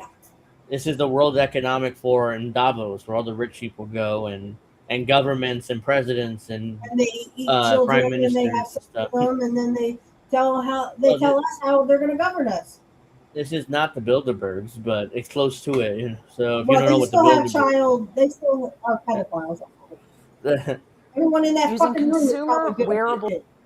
it's the what's that place where presidents meet? I forget what it's called, and they have the big owl there. Alex Jones infiltrated at one point. Oh. Oh, those rituals. They're not witch rituals, by the way. That's Yeah, not I how forget us what it's called right That's now. not what It's us witches. That's not what us witches do. That's not how we get down. yeah, so only presidents can go there, and they have the ritual with the owl, but I forgot what it's called, that place. Well, right and they now. also say, well, they sacrifice babies to Moloch. No. Moloch Yeah, was an that's- ancient god. He's not evil like people say he is. Most of those people are Christians because they follow the Bible, and they hide behind the Bible, and they diddle kids. Yeah, Bilderbergs, I know what it is. I'm talking about the where presidents go. It's in the woods, and rich people go, and they worship some owl, some huge owl. Alex Jones infiltrated it like 25 years ago. I just forget what it's called right now. I'm in the wrong Not spot. the Masons. These are I know what you're headbands. talking about, though. Yeah, but I forget the name right now. That's not how us hats that witches have get down. sensors that can pick up your brainwave activity, earbuds, Yeah, you can go fuck yourself. headphones. Yeah, so they can if Yeah, you use remember- earbuds. Remember when they talked about those earbuds that you would wear at work, and your boss would monitor your brain waves to see if you were working or if you were slacking off? What it reminds me, my nephew works at Amazon. He's on the floor doing orders and stuff. He has to wear these like orange headphone or earbuds, which is during every shift at Amazon. And I'm like, you do understand that Amazon is trying, to see your brainwaves, whether you're actually working hard or not, because that's what they do. Because Amazon, and most secure buildings in the world, they control everything. They control everything in that building. You can't Wow. steal from them. Yeah, every shift he has to wear like these orange like earbuds. For I tell some them to go reason. fuck themselves. You ain't looking at my brain waves, and I don't care. I don't need this job. Yeah, Yeah, Bohemian Grove. Bohemian Grove. Any tattoos Which is what? Oh, Bohemian Grove. Thank you. That's exactly what it is. Thank you, Lori. Yeah, it's that for. that you can wear behind your ear? We can pick up emotional states like, are you happy or sad or angry? That's none of your We can fucking pick business, up is it? and decode faces We can. that you're seeing in your mind. Simple shapes, numbers, your PIN number to your bank account. And then we can steal all your money. We can steal all your money, you little fucking poor people. Yeah, that excited. Oh, we can get your PIN number to your By the bank way, account. is it just me, or is it always Indian people always presenting these things? She looks whiter than I am. Yeah, she's. Is Oh, she Indian? oh, there's Noah. What's his fuck? He's fucking gay, and he's a pedophile, and he's what's his name's right There's other hand man. stories. Yeah, these are other stories in the bottom. But yeah, ladies and gentlemen, they want to control your brain and openly And your admit it. emotions, and they want to get your PIN number. Yeah, she's like, oh, we can get your PIN number because it's in your head and you know what it is, so you think about it. Yeah, so the issue, I don't know how you counter that, because writing it Tell them down. I would rather fucking die than let you put something on my head or behind my fucking ear so that you can see if I'm happy all the fucking time. Go fuck yourself, suck a dick, I don't care. Fuck you and your fucking pedophile ways. Yeah, so this is Netanyahu proposes phasing out U.S. military aid to Israel over a 10-year period. So, Prime Minister Netanyahu proposed to U.S. President Donald Trump a plan to gradually end direct U.S. military aid to Israel over the next decade. And then he said, I want Donald Trump to suck my dick. He sucks my to dick. Israeli media. Well, and he will give me all the money I ask for. Here's the thing: Netanyahu is saying this because we talked about this last week. The NDAA passed that includes connecting the Israeli and U.S. militaries like this, so they won't even need the extra aid because we're connected to the Israeli militaries, and he knows that. So, which is why he's publicly saying, "Oh, don't worry, we can phase out U.S. military aid over the next 10 years," because Americans hate that policy. So he hates that policy. So, which is why Netanyahu is saying directly, "Oh, don't worry, Trump, you can. It's okay to reduce our aid over the next 10 years." Oh, by the way, our militaries are connected, so yeah, so we're gonna if we want extra dick sucking, you will suck our dick. Israeli public broadcaster KAN cited an unnamed political source, said the two leaders discussed the future of U.S. military assistance to Tel Aviv during their closed-door talks. The talks were closed door, by the way, so let's see. I mean, you can surmise what happened there. According to the report, Netanyahu proposed gradually reducing U.S. military aid until it's completely phased out within 10 years. The outlet said Netanyahu suggested that U.S.-Israeli cooperation on missile defense system would continue, or programs actually says, with the two countries shifting their focus from direct financial assistance to joint defense development contracts. Shocker. It's That's joint. why you suggested so, yeah. So they're cutting direct aid. There's always a catch. At the same time, they're joint missile operations in two countries. Joint at the hip, joint at the dick. I mean, come on. So Israel is the largest cumulative recipient of U.S. foreign assistance since World War II, which we all know already. It's not surprising. According to the Congressional Research Service, Washington has provided Israel with $174 billion in bilateral assistance and missile defense funding through May 2025, measured in nominal dollars. Current military assistance is provided under a 2016 Memorandum of Understanding covering fiscal years 2019 to 2028, which the U.S. pledged $38 billion, subject to annual congressional appropriations. Clearly, Steph, you do tend to talk a lot and interrupt Angel a lot. So, the package includes $33 billion in foreign military financing grants. So they're grants, averaging $3.3 billion annually, $5 billion for joint missile defense programs, averaging $500 million annually. Netanyahu has repeatedly called for reducing Israel's dependence on direct U.S. military aid in interviews with The Economist in January and CBS 60 Minutes in May. The premier said he wanted Israel to eventually eliminate its reliance on the U.S. military financing while close defense cooperation. So that's two opposite things. You want to get rid of military aid, but at the same time, you want to close in our connection and cooperation with U.S. military. So that tells me, yeah, we get rid of direct aid, but at the same time, we are close connected like this, so we're still getting most of the military aid. If that makes any sense. The White House did not immediately comment on the report. Trump hosted Netanyahu at the White House on Tuesday for their first meeting since the Iran war and their eighth face-to-face since the U.S. president returned to office. The closed-door talks lasted about 90 minutes and focused on Iran, Gaza, and other regional issues. So there you go. There you go. So let's see here. Thoughts and concerns, whatever. Let's see. So I covered that. Covered that.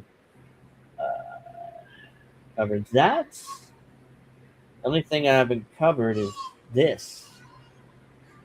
So this is from Decolonized Journalism on Substack. Check them out. How the United States is manipulating Brazil's upcoming presidential elections. Oh, by the way, if Russia tries to interfere in our elections, that's the worst thing since World War II or 9/11, and it needs to be stopped.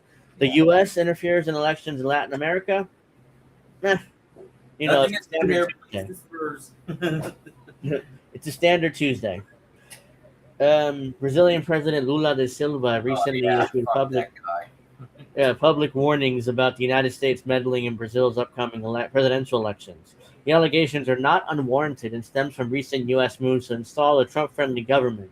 President Donald Trump has made his goal abundantly clear: help elect Flavio Bolsonaro, the Christian nationalist son of jailed former President Jair Bolsonaro.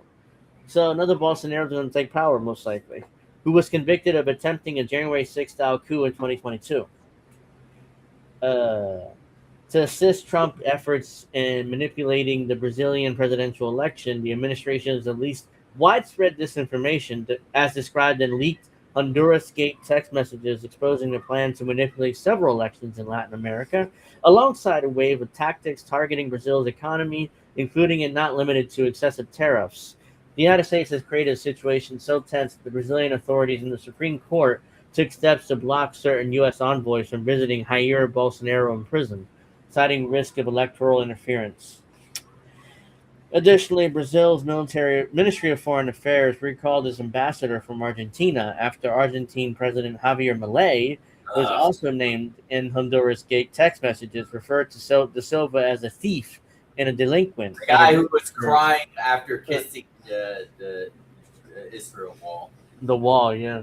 As a rally for Flavio Bolsonaro. In this part, Flavio has drawn consistent scrutiny for his continued violations of Brazilian law and bringing his father into his campaign by using AI-generated likenesses of him, despite Jair Bolsonaro being barred from making public statements due to his conviction. In addition to the overt endorsement of Flavio Bolsonaro and the excessive tariffs, the U.S. has also launched investigations into Brazil for alleged unfair trading practices. The Trump White House claims Brazil is targeting U.S. social media companies for forcing them to adhere to Brazil's strict laws regarding hate speech, election interference, and misinformation. The administration alleges it's Brazil, against all the. It's for election interference and misinformation. All those. The administration alleges Brazil offers preferential tariffs. I don't know why I can't. Yes, I don't know why I can't read that word right now. To other countries, disadvantaging to U.S. corporations that it failed to enforce anti-corruption and transparency measures. The allegations include a host of other charges, including that Brazil walked away from its willingness to provide virtually duty-free treatment for U.S. ethanol. Additionally, the U.S. is targeting Brazil's largest payment processor, Pix. Launched by Brazil's central bank in 2020, Pix has now since become the country's most popular payment method and is now preferred even over cash. So Brazil has kind of a digital currency system set up here. The administration also alleges that Pix is participating in unfair trade practices, arguing that the U.S. payment processors are enduring financial losses because of the platform's popularity. Whose fault is that? That's on PayPal and the U.S. payment processors. It's not on Pix that, they're more popular. While the White House claims that Brazil employs unfair trade practices, the economics of trade between two countries tell a much different story. The disinformation and geopolitical moves represents a pattern of election meddling since Trump began his second term. Trump and the congressional Republicans influenced nearly every election in Latin America through coercive measures. Trump admitted to interfering in Honduras and Chile's elections in December. So there you go. From outright endorsements to casting doubts about election integrity and even threatening voters in several countries, the far-right shift in Latin America is manufactured. In Brazil, most seem aware of Trump's attempt at manipulation. Recent polling showed that 52% of voters believe Trump-imposed tariffs are designed to boost Bolsonaro's presidential campaign. Meanwhile, polling shows that De Silva leading Bolsonaro in October elections, even if it comes to a runoff. As the election draws near, U.S. measures would likely intensify. So there you go. The U.S. is actively interfering in the Brazilian election and in De Silva's re-election bid. Even though De Silva's kind of been friendly to the U.S., but it's not enough. They want a government that is 100% completely friendly. So this is why you never pander to the U.S. because you're still gonna get fucked. Yeah, because even De Silva was like, "Hey," he congratulated Trump on his victory. So that's why it's like, and then he kind of worked with Trump on what was it, the drug trade or immigration, whatever it was. And now it's not good enough for Trump. I mean, now he's actively working against them in order to back Flavio Bolsonaro, who's Jair Bolsonaro's son. So, by the way, Jair Bolsonaro was pro-military dictatorship. He openly admitted that he wanted the military dictatorship back. Well, that shows how insanely right wing he is. And Flavio is a Christian right wing nationalist. So there you go. I mean, if Flavio gets elected, expect Jesus to be shoved down your throat. Let's say, basically. What else do we got here?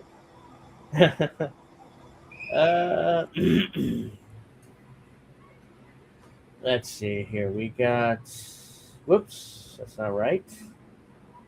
So let's do that. Yeah. So this is not good.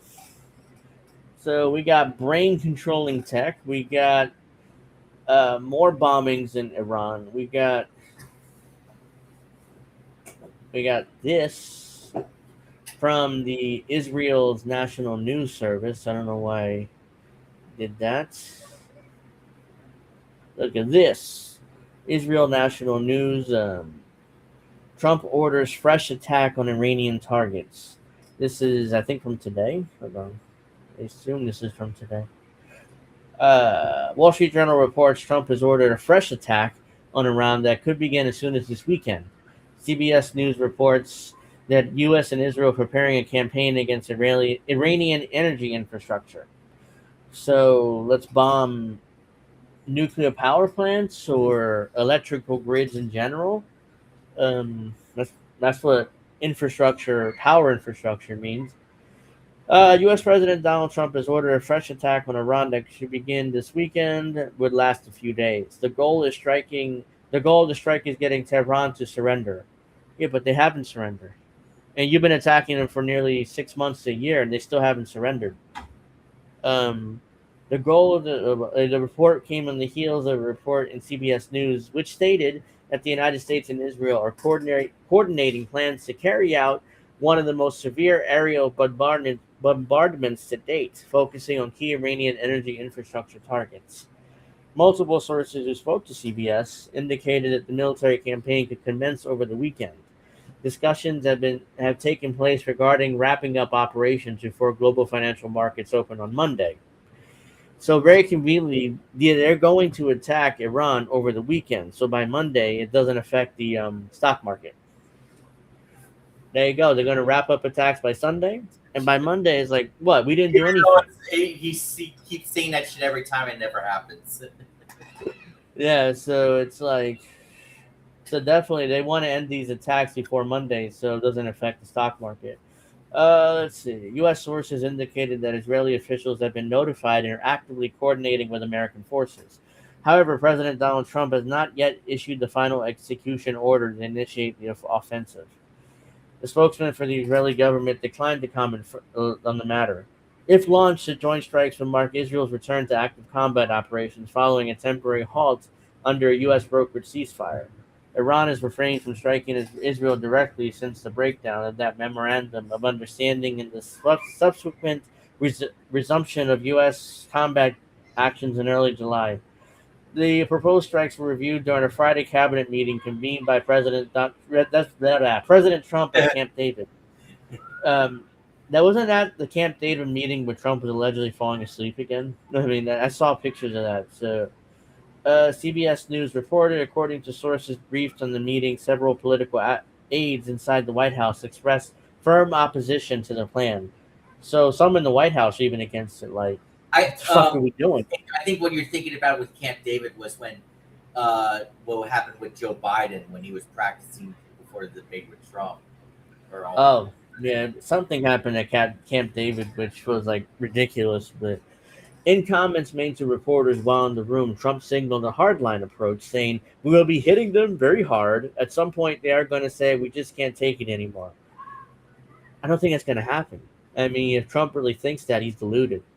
I mean, it's like what happened in Vietnam. We bombed the shit out of Vietnam to the point where they went back to the Stone Age, and they still didn't surrender. Eventually, we had to withdraw from Vietnam in, 1974? So it was a failure.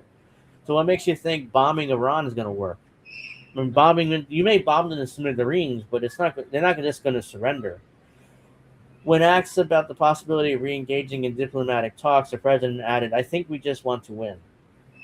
Sources noted that expected targets include vital energy facilities such as oil refineries and electric power grids. Oh, by the way, you bomb oil refineries, the price of oil is going to skyrocket, which means our gas prices will go way up in the next few weeks. So, in statements to CBS News, White House press secretary Caroline Leavitt reiterated that the administration's stance. As President Trump said in his cabinet meeting today, the United States will win, and Iran will not have a nuclear weapon under his watch. Blah, Again, blah, blah, blah, blah. Again, I'm sure Witchy has pointed this out. They don't want a nuclear weapon. So, the Pentagon chief spokesman Sean Parnell declined to discuss specific targets prior to a final determination by the president. The Department of War is locked and loaded, ready to execute the president's directives at a moment's notice. Earlier in the week, the Wall Street Journal reported that Trump was considering whether to relaunch major military operations against Tehran, with American forces drawing up plans for an intensive aerial assault lasting 10 to 14 days, focused on crippling Iran's missile strength. At the same time, the administration is keeping a scaled-back military operation under review, leaving open a potential path for diplomatic engagement.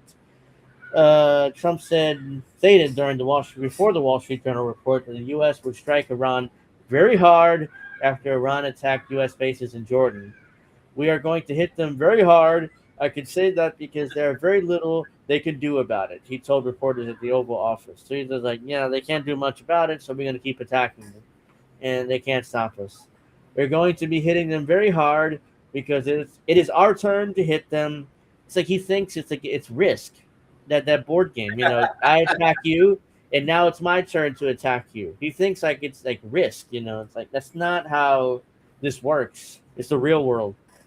They know it's coming, and they're asking us not to do it.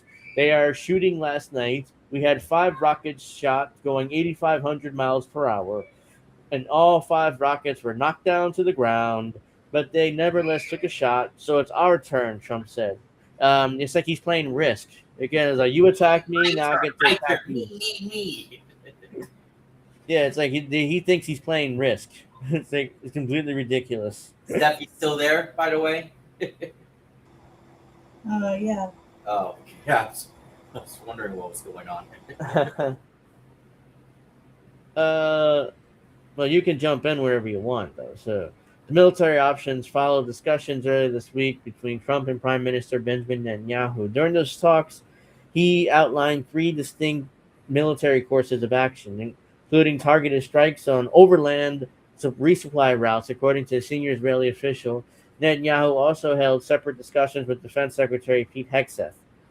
U.S. forces have previously targeted dual-use infrastructure facilities serving both civilian and military functions, including bridges. High-level American talks on Friday also explored the possibility of severing power to Tehran, though no final consensus was reached as of Friday afternoon. There you go. Trump is most likely going to be attacked. Iran is going to have to be decimated if there are any worthwhile negotiations. There's a comment here. Stop the 2-hour attacks from South as stuff already been blown up and bombed the country every hour for at least 72 hours, including Tehran, and give them a 15-minute pause to surrender and start again until they do. So yeah, that's a very brutal way to put it. Because that ain't gonna happen.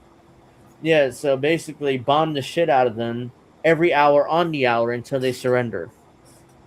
How about we do that to your fucking house, you dumb motherfucker? Yeah, Tell so me, Brad. I assume Tell me, Brad, where the fuck do you live? Brad, we'll do that to your fucking house and see how you like it.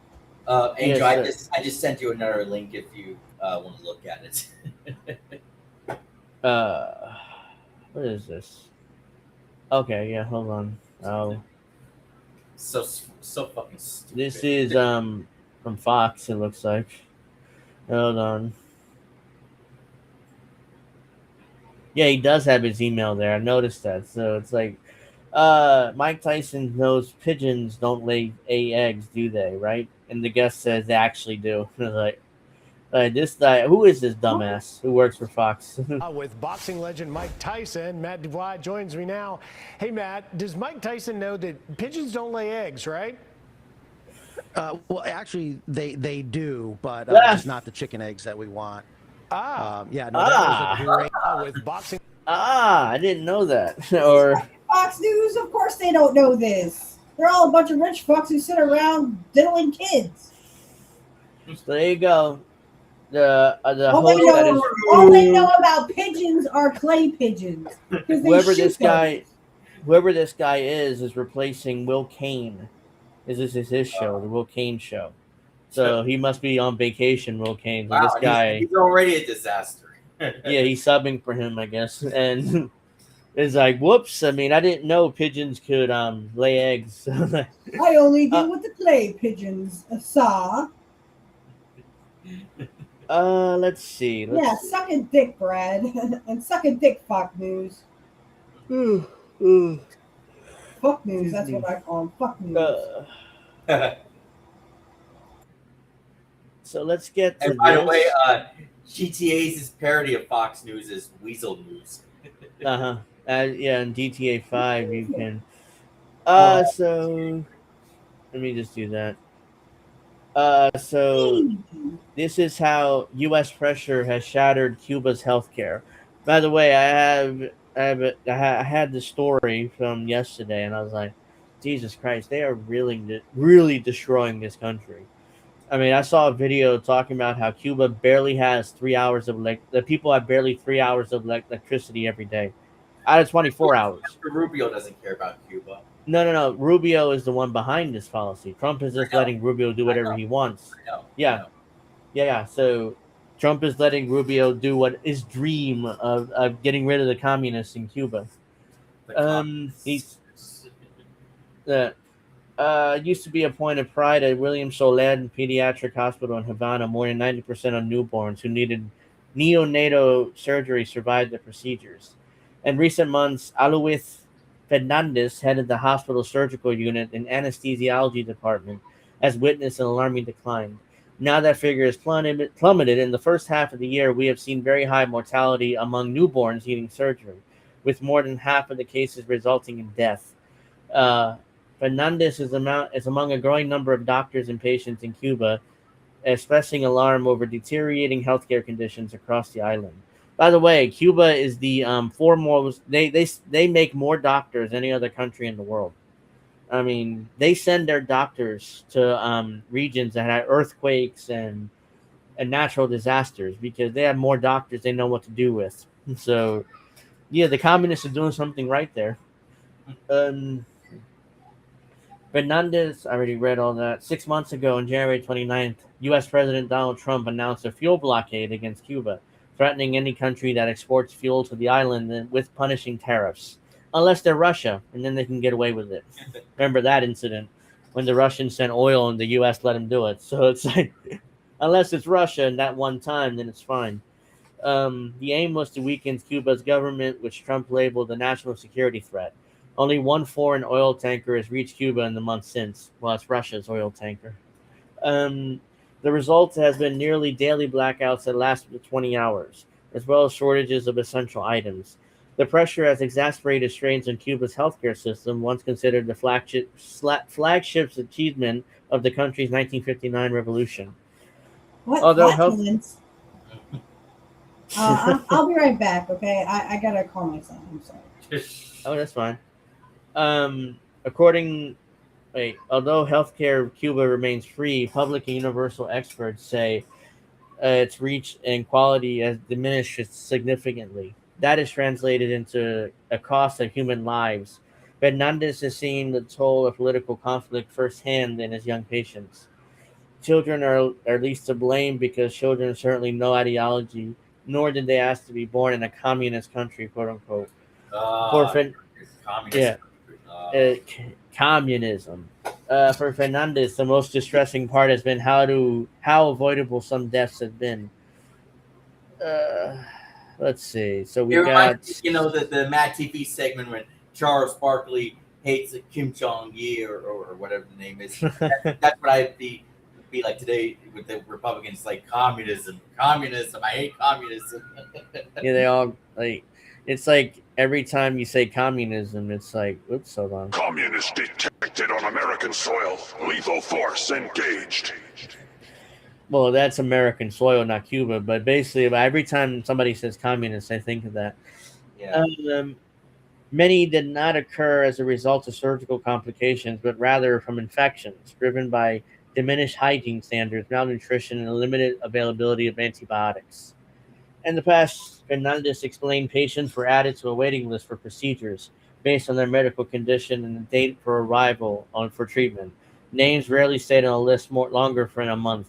Backlogs were systematically cleared, but with limited resources, some electricity outrages, let me try that again, outages to increasingly rare shipments of medicines and supplies. Healthcare professionals say they're now forced to pick and choose whom to treat. So, literally death panels, as Sarah Palin would say. Now we have to play God. When you secure the resources for a single surgery, we have to decide who gets operated on. It's an impossible situation. Ultimately, they're all children. Cuba struggled, under the economic restrictions imposed by the U.S., but experts say the Trump administration has heightened those pressures, pushing Cuba healthcare system to the brink. Children are dying because doctors lack access to essential medical supplies and medicines. The United Nations Human Rights Commissioner Volker Turk said last month as he called for sanctions relief. 60 years, Cuba has operated under comprehensive U.S. trade embargo, the longest in modern history. Rooted in Cold War political rivalries, the embargo has hindered Cuba from accessing medicines and equipment available to much of the world. Cuba is banned, for example, from buying advanced U.S.-made pharmaceuticals and technologies, which more than 10% of the components originate in the U.S. According to Cuban officials, European medical suppliers frequently refuse to trade with the island out of fear of U.S. sanctions. The risk has been amplified since Trump took office, first in 2017 and again in 2025. With the aim of exerting maximum pressure on Cuba's economy, Trump has imposed sanctions and designated the country as quote-unquote state sponsor of terrorism, which I don't know what evidence he has of that, because Cuba doesn't do terrorism. It makes no sense. But let's continue. Sorry. Under the designation, international banking institutions can face massive fines for processing transactions involving Cuban entities. January, however, marked a turning point as Trump threatened the island with military intervention. In the months since, he has moved to make international trade with Cuba more arduous. In January's fuel blockade, Trump issued an executive order in May that bars companies from providing support to the Cuban government, participating in several key sectors from energy to financial services and mining. Is also prohibited under Trump's order. Failing to comply could result in U.S.-based assets of international firms being seized. So yeah, let's just steal your assets if you even dare to work with Cubans in any way. In the wake of Trump's order, two of the world's biggest shipping companies, Hapag-Lloyd and CGM, abandoned their operations in Cuba.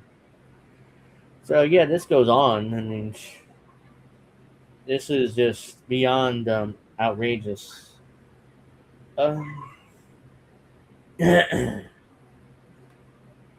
So yeah, there you go. Let's see here. What do we got?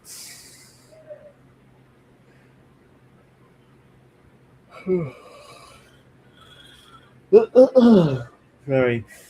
Jesus, I mean, I'm getting tired already. Let's see. But yeah, there you go. We got a lot of fucked up things, and the U.S. is continuing to just bomb the world into smithereens. Let's see. Oh no! What? This is funny. This is funny. Let's see. I just found this story on the internet or Twitter. The U.S. government map of Africa at the global conference mislabels every country. Oh no! Yeah, so the United States doesn't have a clue about which countries are in Africa and which are not. Boy. So there you go, guys. I mean, they have mislabeled. Back here. They have mislabeled every single country. A U.S. government map of Africa mislabeled every country during a State Department presentation on a global conference in Brazil this week. causing a stir among attendees who took screenshots and posted them online. That's embarrassing. Footage shows the errant map displayed during a presentation about at the State Department's new health agreements. The Reuters analysis finds the map, image of the map included in the presentation contained an artificial intelligence watermark that signals it was made with OpenAI tools. The company did not respond for a request for comment. By the way, why in the world did you leave the watermark? I mean, I know you can pay in order to get rid of the watermark. So basically, they're admitting, yeah, we used AI for this map, and it mislabeled every single country in Africa. The State Department says it takes full responsibility for the confusion caused, and that the map has been produced by a team member who hastily changed the slide deck before the event. Let me see. Can I see this? Yeah, here it is. So, Nigeria. That's not Nigeria where it's pointing to. I don't know what country that is, but it's definitely not Nigeria. Cote de... I think that's an island. Like, why in the world is they're pointing at that? Malawi, Uganda, Mozambique. That's definitely not that either. And yeah, this is not even close. I mean, this is quite embarrassing. And I don't know what country this is pointing to. It's pointing to nothing.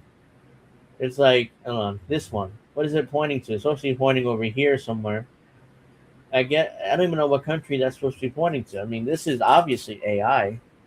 I mean, and AI. So basically, AI doesn't know which countries in Africa are these. They're just pointing to like random places in Africa. There, very embarrassing. Let's see.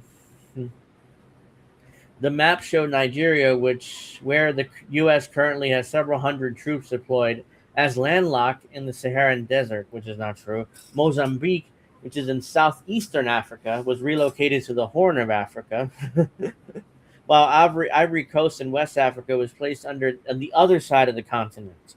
Genius. I mean, these people are absolute geniuses here. Screenshots of the map first appeared in a Substack post by AIDS expert Emily Bass and are widely shared on LinkedIn, when one post garnering about 40,000 views. Whoever created and approved the slide did not know where the countries in Africa or did not care to check their work, writes Matt Petit, who focuses on AI and geopolitics at the Atlantic Council. There you go. That's it. The United States embarrassed himself during a conference in Brazil. So, yeah, very embarrassing. Let's see here. So, I guess we're gonna be running out of time here in a moment because it's past 9 o'clock. So, let's see. Make sure you guys like and subscribe. No pro wrestling talk this week because unfortunately we got to watch 2 nights of SummerSlam, me and Witchy. Hopefully Dave can join us at the watch party. Be fun to make fun of this shit and talk about how it sucks. I'm not sure if Witchy's back or not, but let's go over. And also, next week is the Take-Two earnings call. Rockstar finally better have trailer 3 next week, just before that. Please. No, they're gonna need to. We have an earnings call there. Night 1 has Liv Morgan, Io Sky for the women's title. Oba Femi versus Brock, a match I'm looking forward to actually seeing. CM Punk, the champion, versus Cody Rhodes for the title. Okay. We have LA Knight, Solo Sikoa, and Royce Keys versus the Bloodline, which is Jacob Fatu, Jey Uso, and Jimmy Uso. Gunther versus Nick Aldis, and the Bella Twins and Paige versus Fatal Influence. Night 2 is main evented by Roman Reigns and Seth Rollins for the world title. Penta Intercontinental title, Penta versus Chad Gable. 5-way ladder match for the interim women's title. We have Tiffany Stratton versus Jay Cargo versus Chelsea Green versus Charlotte Flair versus Julia or Lash Legend, which will probably be decided tonight on SmackDown. We have Danhausen versus Dominic Mysterio and a fucking human monies on a pole match. What is Vince Russo booking this shit? I mean, he loves putting stuff on a pole. The winner will keep the $100,000 Danhausen stole from the Judgment Day. Oh my God! I am glad that Raquel Rodriguez finally won a title again. Well, yeah, that was her first title ever after years in WWE, or at least in the main roster. Sami Zayn versus Finn Balor, #1 contenders match for the WWE title, and Trick Williams versus Baron Corbin for the U.S. title. So, very not exciting this weekend. I'm looking forward to 1, 2, 3, 4, 5 matches out of the 12 that are on the card for both nights. The rest of it is kind of filler, and it's going to be brutal to watch. So, at least I'm going to be watching it with Witchy and hopefully Dave. So, it'll be fun to get through this shit because I'm watching it myself. Like I said, it'll be brutal to watch. So, yeah. So look forward to that. I'm not looking forward to that. So the trading deadline is next week, I think, in Major League Baseball. So after that, I expect to do a season review halfway point of the year. So we have. I hope they get the winners. Oh yeah, last year they won the deadline. They got a bunch of people, which turns out except one of the winners. I don't know if they were the number one. Well, yeah, I mean they were definitely a winner. They got Bednar, the other guy who sucks. I mean, from the Giants, I forget his name. That's out. Camilo Duval. Yeah, he's awful, dude. It's like he's still on this bullpen. Same with Jake Bird. I think that's his name. Yeah, he's terrible too. I mean, it's like, oh come on, like it's like you're going. Steph's gotta go. Okay, that's fine. You just go. Yeah, we're gonna wrap up anyway. So, let's see. So we got. Oh yeah, they got to trade Austin Wells and Anthony Volpe. Look, this is the thing. The Yankees don't have a shortstop. They just don't. Volpe's awful defensively. He can't hit. He can't hit the broadside of a barn. Even though it's like, oh my. Also, why did Ali Sanchez? That's his first name. Why the fuck did he throw the ball to third base against the White Sox when he didn't need to? Yeah, I don't know. I mean, it's like, it's terrible. It's like, oh, did he just do that? He did. Oh, God. It's like they're all so undisciplined, this entire team. And especially Judge and Stanton are out, and I must say Clay Bellinger. Cody Bellinger is out for weeks now, so it's like, really? So what? At least Spencer Jones is seeing more playing time, hit a home run, but it's like. He had another home run today. Yeah, so I'm like, he needs to play more. Like, he needs to be in this lineup. So, Trent Grisham has been awful this year, or not? He's not awful, but he hasn't been as good this year. So. And I suspected that when they picked up his Trey, what's his face? I just forgot his name. Frank Grisham. Since Frank Grisham came back at $22 million, there's no way he matches what he did last season. Why did the Yankees offer him that? They might actually trade him in the deadline. I hope so, because like they gave him a qualifying offer, and I'm like, why? He's gonna take it probably. It's $22 million, which he did take. It's like, oh, dude. I mean, it's like he wasn't gonna match what he did last season. I mean, he had a great year with 36 home runs but he hit 220. 36, but it was like 30 home runs. Yeah, it was around 34, 35, 30, around that number. I don't remember exactly, but I'm like, he's not going to match that. And he hit 220 last year, whatever it was. So it wasn't like he was impressive at the plate. I also kind of don't like how he's nonchalant in the outfield. Like, he's trying to make things look easy, but it ends up backfiring on him. Yeah, he thinks he's, a great, like, oh yeah, let me just do this. Oh shit, I didn't get it. Like, no, just catch the ball, don't try to make it fancy. It's like, he's a great, the only thing he's great at is like defense, but not even this season, he's doing that shit. So it's like, so yeah, the Yankees need to retool this roster massively. Volpe needs to be gone. Austin Wells is just god awful at the plate. What's his name? It's not Thurman Monsoon. It's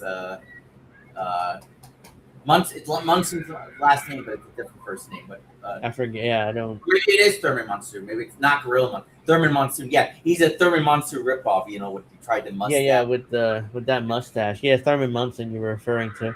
Yeah, That's just terrible. I was thinking I got it wrong with Gorilla Monsoon. I thought that was. No, yeah, you're good.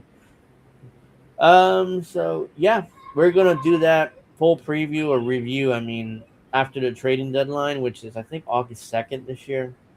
So we'll talk. I think so. I think it's in August, early August, the trade deadline, because usually it's today. That would be on Sunday. It's August 4th. Hold on, let me see. I know at some point in early August. Deadline. Whoops. MLB. Let's see what it is. August 3rd. Okay, August 3rd at 6. So it's on. Yeah, August 3rd at 6 p.m. is the trade deadline. So that's on a Monday. So hopefully we can get on Sunday, that next Sunday, I think it's August 8th or 9th, whatever it is, to get you and David on. I had to tell him now, so maybe he can't do it. Maybe we'll have to do the weekend after. So let's see. So the top target is Tariq Schoolball, obviously. Right? No. It's Tarek Schoolball. You gotta pronounce it way wrong. No, it says Tariq here. Tarek Schoolball. No, okay. Tarek Schoolball. That's how you pronounce it. I got the last name right. You got the first. It's Tarek Schoolball. Yeah, Schoolball. I got it right. He's the top target. The Tigers have been struggling this year, so they're gonna. And his contract is up anyway, so they're probably gonna want to move him. The Dodgers, the Braves, the Brewers, and the Yankees are cited as potential landing spots. If he goes to the Dodgers, that's just ridiculous at this point. That pitcher for the Brewers, I can't pronounce his name right now. He's probably going to win NL Cy Young. Yeah, I think I remember his name, but yeah, I know who you're talking about. The major sellers are the New York Mets, obviously, with their horrible season. They already began their sell-off by trading A.J. Minter to the Twins, so it's like... That same guy who called... Remember when he first came to the Mets, he was like, the other New York team on the other side, they're not as good as the Mets or whatever. Remember when? Yeah, so he's gone. He's the first one they moved, and they're going to move a lot more people over the next week, until next week. So they expected to move veterans like Freddie Peralta, Clay Holmes. Freddie Peralta, he has an ERA of like over 5 or something. They gonna want to move him, I mean, I'm sure a team's gonna take a flyer on him. And Clay Holmes. So I read on, I forget who, but it's Luke Weaver. The Yankees want Luke Weaver or Clay Holmes back. I'm like, no, I don't want Clay Holmes back. I mean, with Luke Weaver doing really good lately, maybe, but I don't want Clay. Yeah, he's been decent lately. Yeah. So, and Clay Holmes, isn't he a starter now? The Mets converted him to a starter. So, unless the Yankees put him back in the bullpen, but even then, he's making $20 million a year. I don't think he's worth that. Imagine if the Yankees got traded for Tommy Kaly again. Oh my God. Yeah, I remember that incident in the playoffs a few years ago where he threw like 40 changeups in a row. Changeup. Yeah, eventually he got hammered. Let's see. The teams like the Red Sox, Twins, I can't believe the Red Sox are back in a playoff spot. Like they were awful at the beginning of the year. Now they're back in the playoff spot. And they're looking to improve the team. It's like, fuck. But yeah, we'll get to that maybe next Sunday. We'll see whether Dave can do it or not, because I would like him to be on too. Lori says, all I know about sports is I hope Argentina loses everything. They do, and it really wants me to notice Sophie Cunningham, who's kind of hot. So we're going to be wrapping up now. I mean, or else I keep talking, and it'll be almost 10 o'clock about baseball. So I want to thank everybody for watching. Make sure you like and subscribe. Check out all of INN's other content on our main channel. Let's see. Witchy had to go, so I'm going to say goodbye on her behalf as well. Thank you very much for watching. Make sure you check out our baseball review coming up, our first half review. And if there's a trailer 3 for GTA 6, I'm going to try to get everybody together for another show.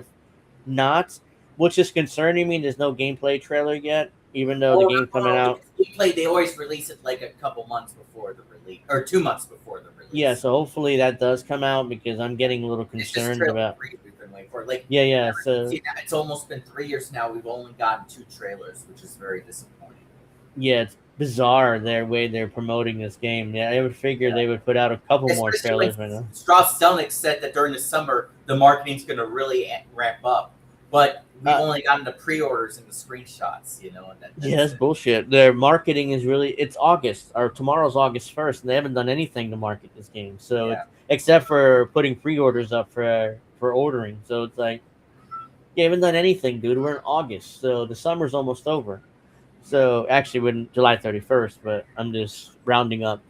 So yeah, make sure you check out. Also, maybe do something about the Giants and football. I know Dave loved football, so we're gonna probably we'll do something. If the Giants finally go back to the playoffs, maybe win the Super Bowl. If the Patriots were able to do it last year, so the Giants. Yeah, they hired a real head coach and Mike Vrabel, and immediately went to the Super Bowl. So. And I'm not saying Guard has potential, and Odell Beckham is back, and so there's definitely potential for this Giants football team to at least make the playoffs this year. Yeah.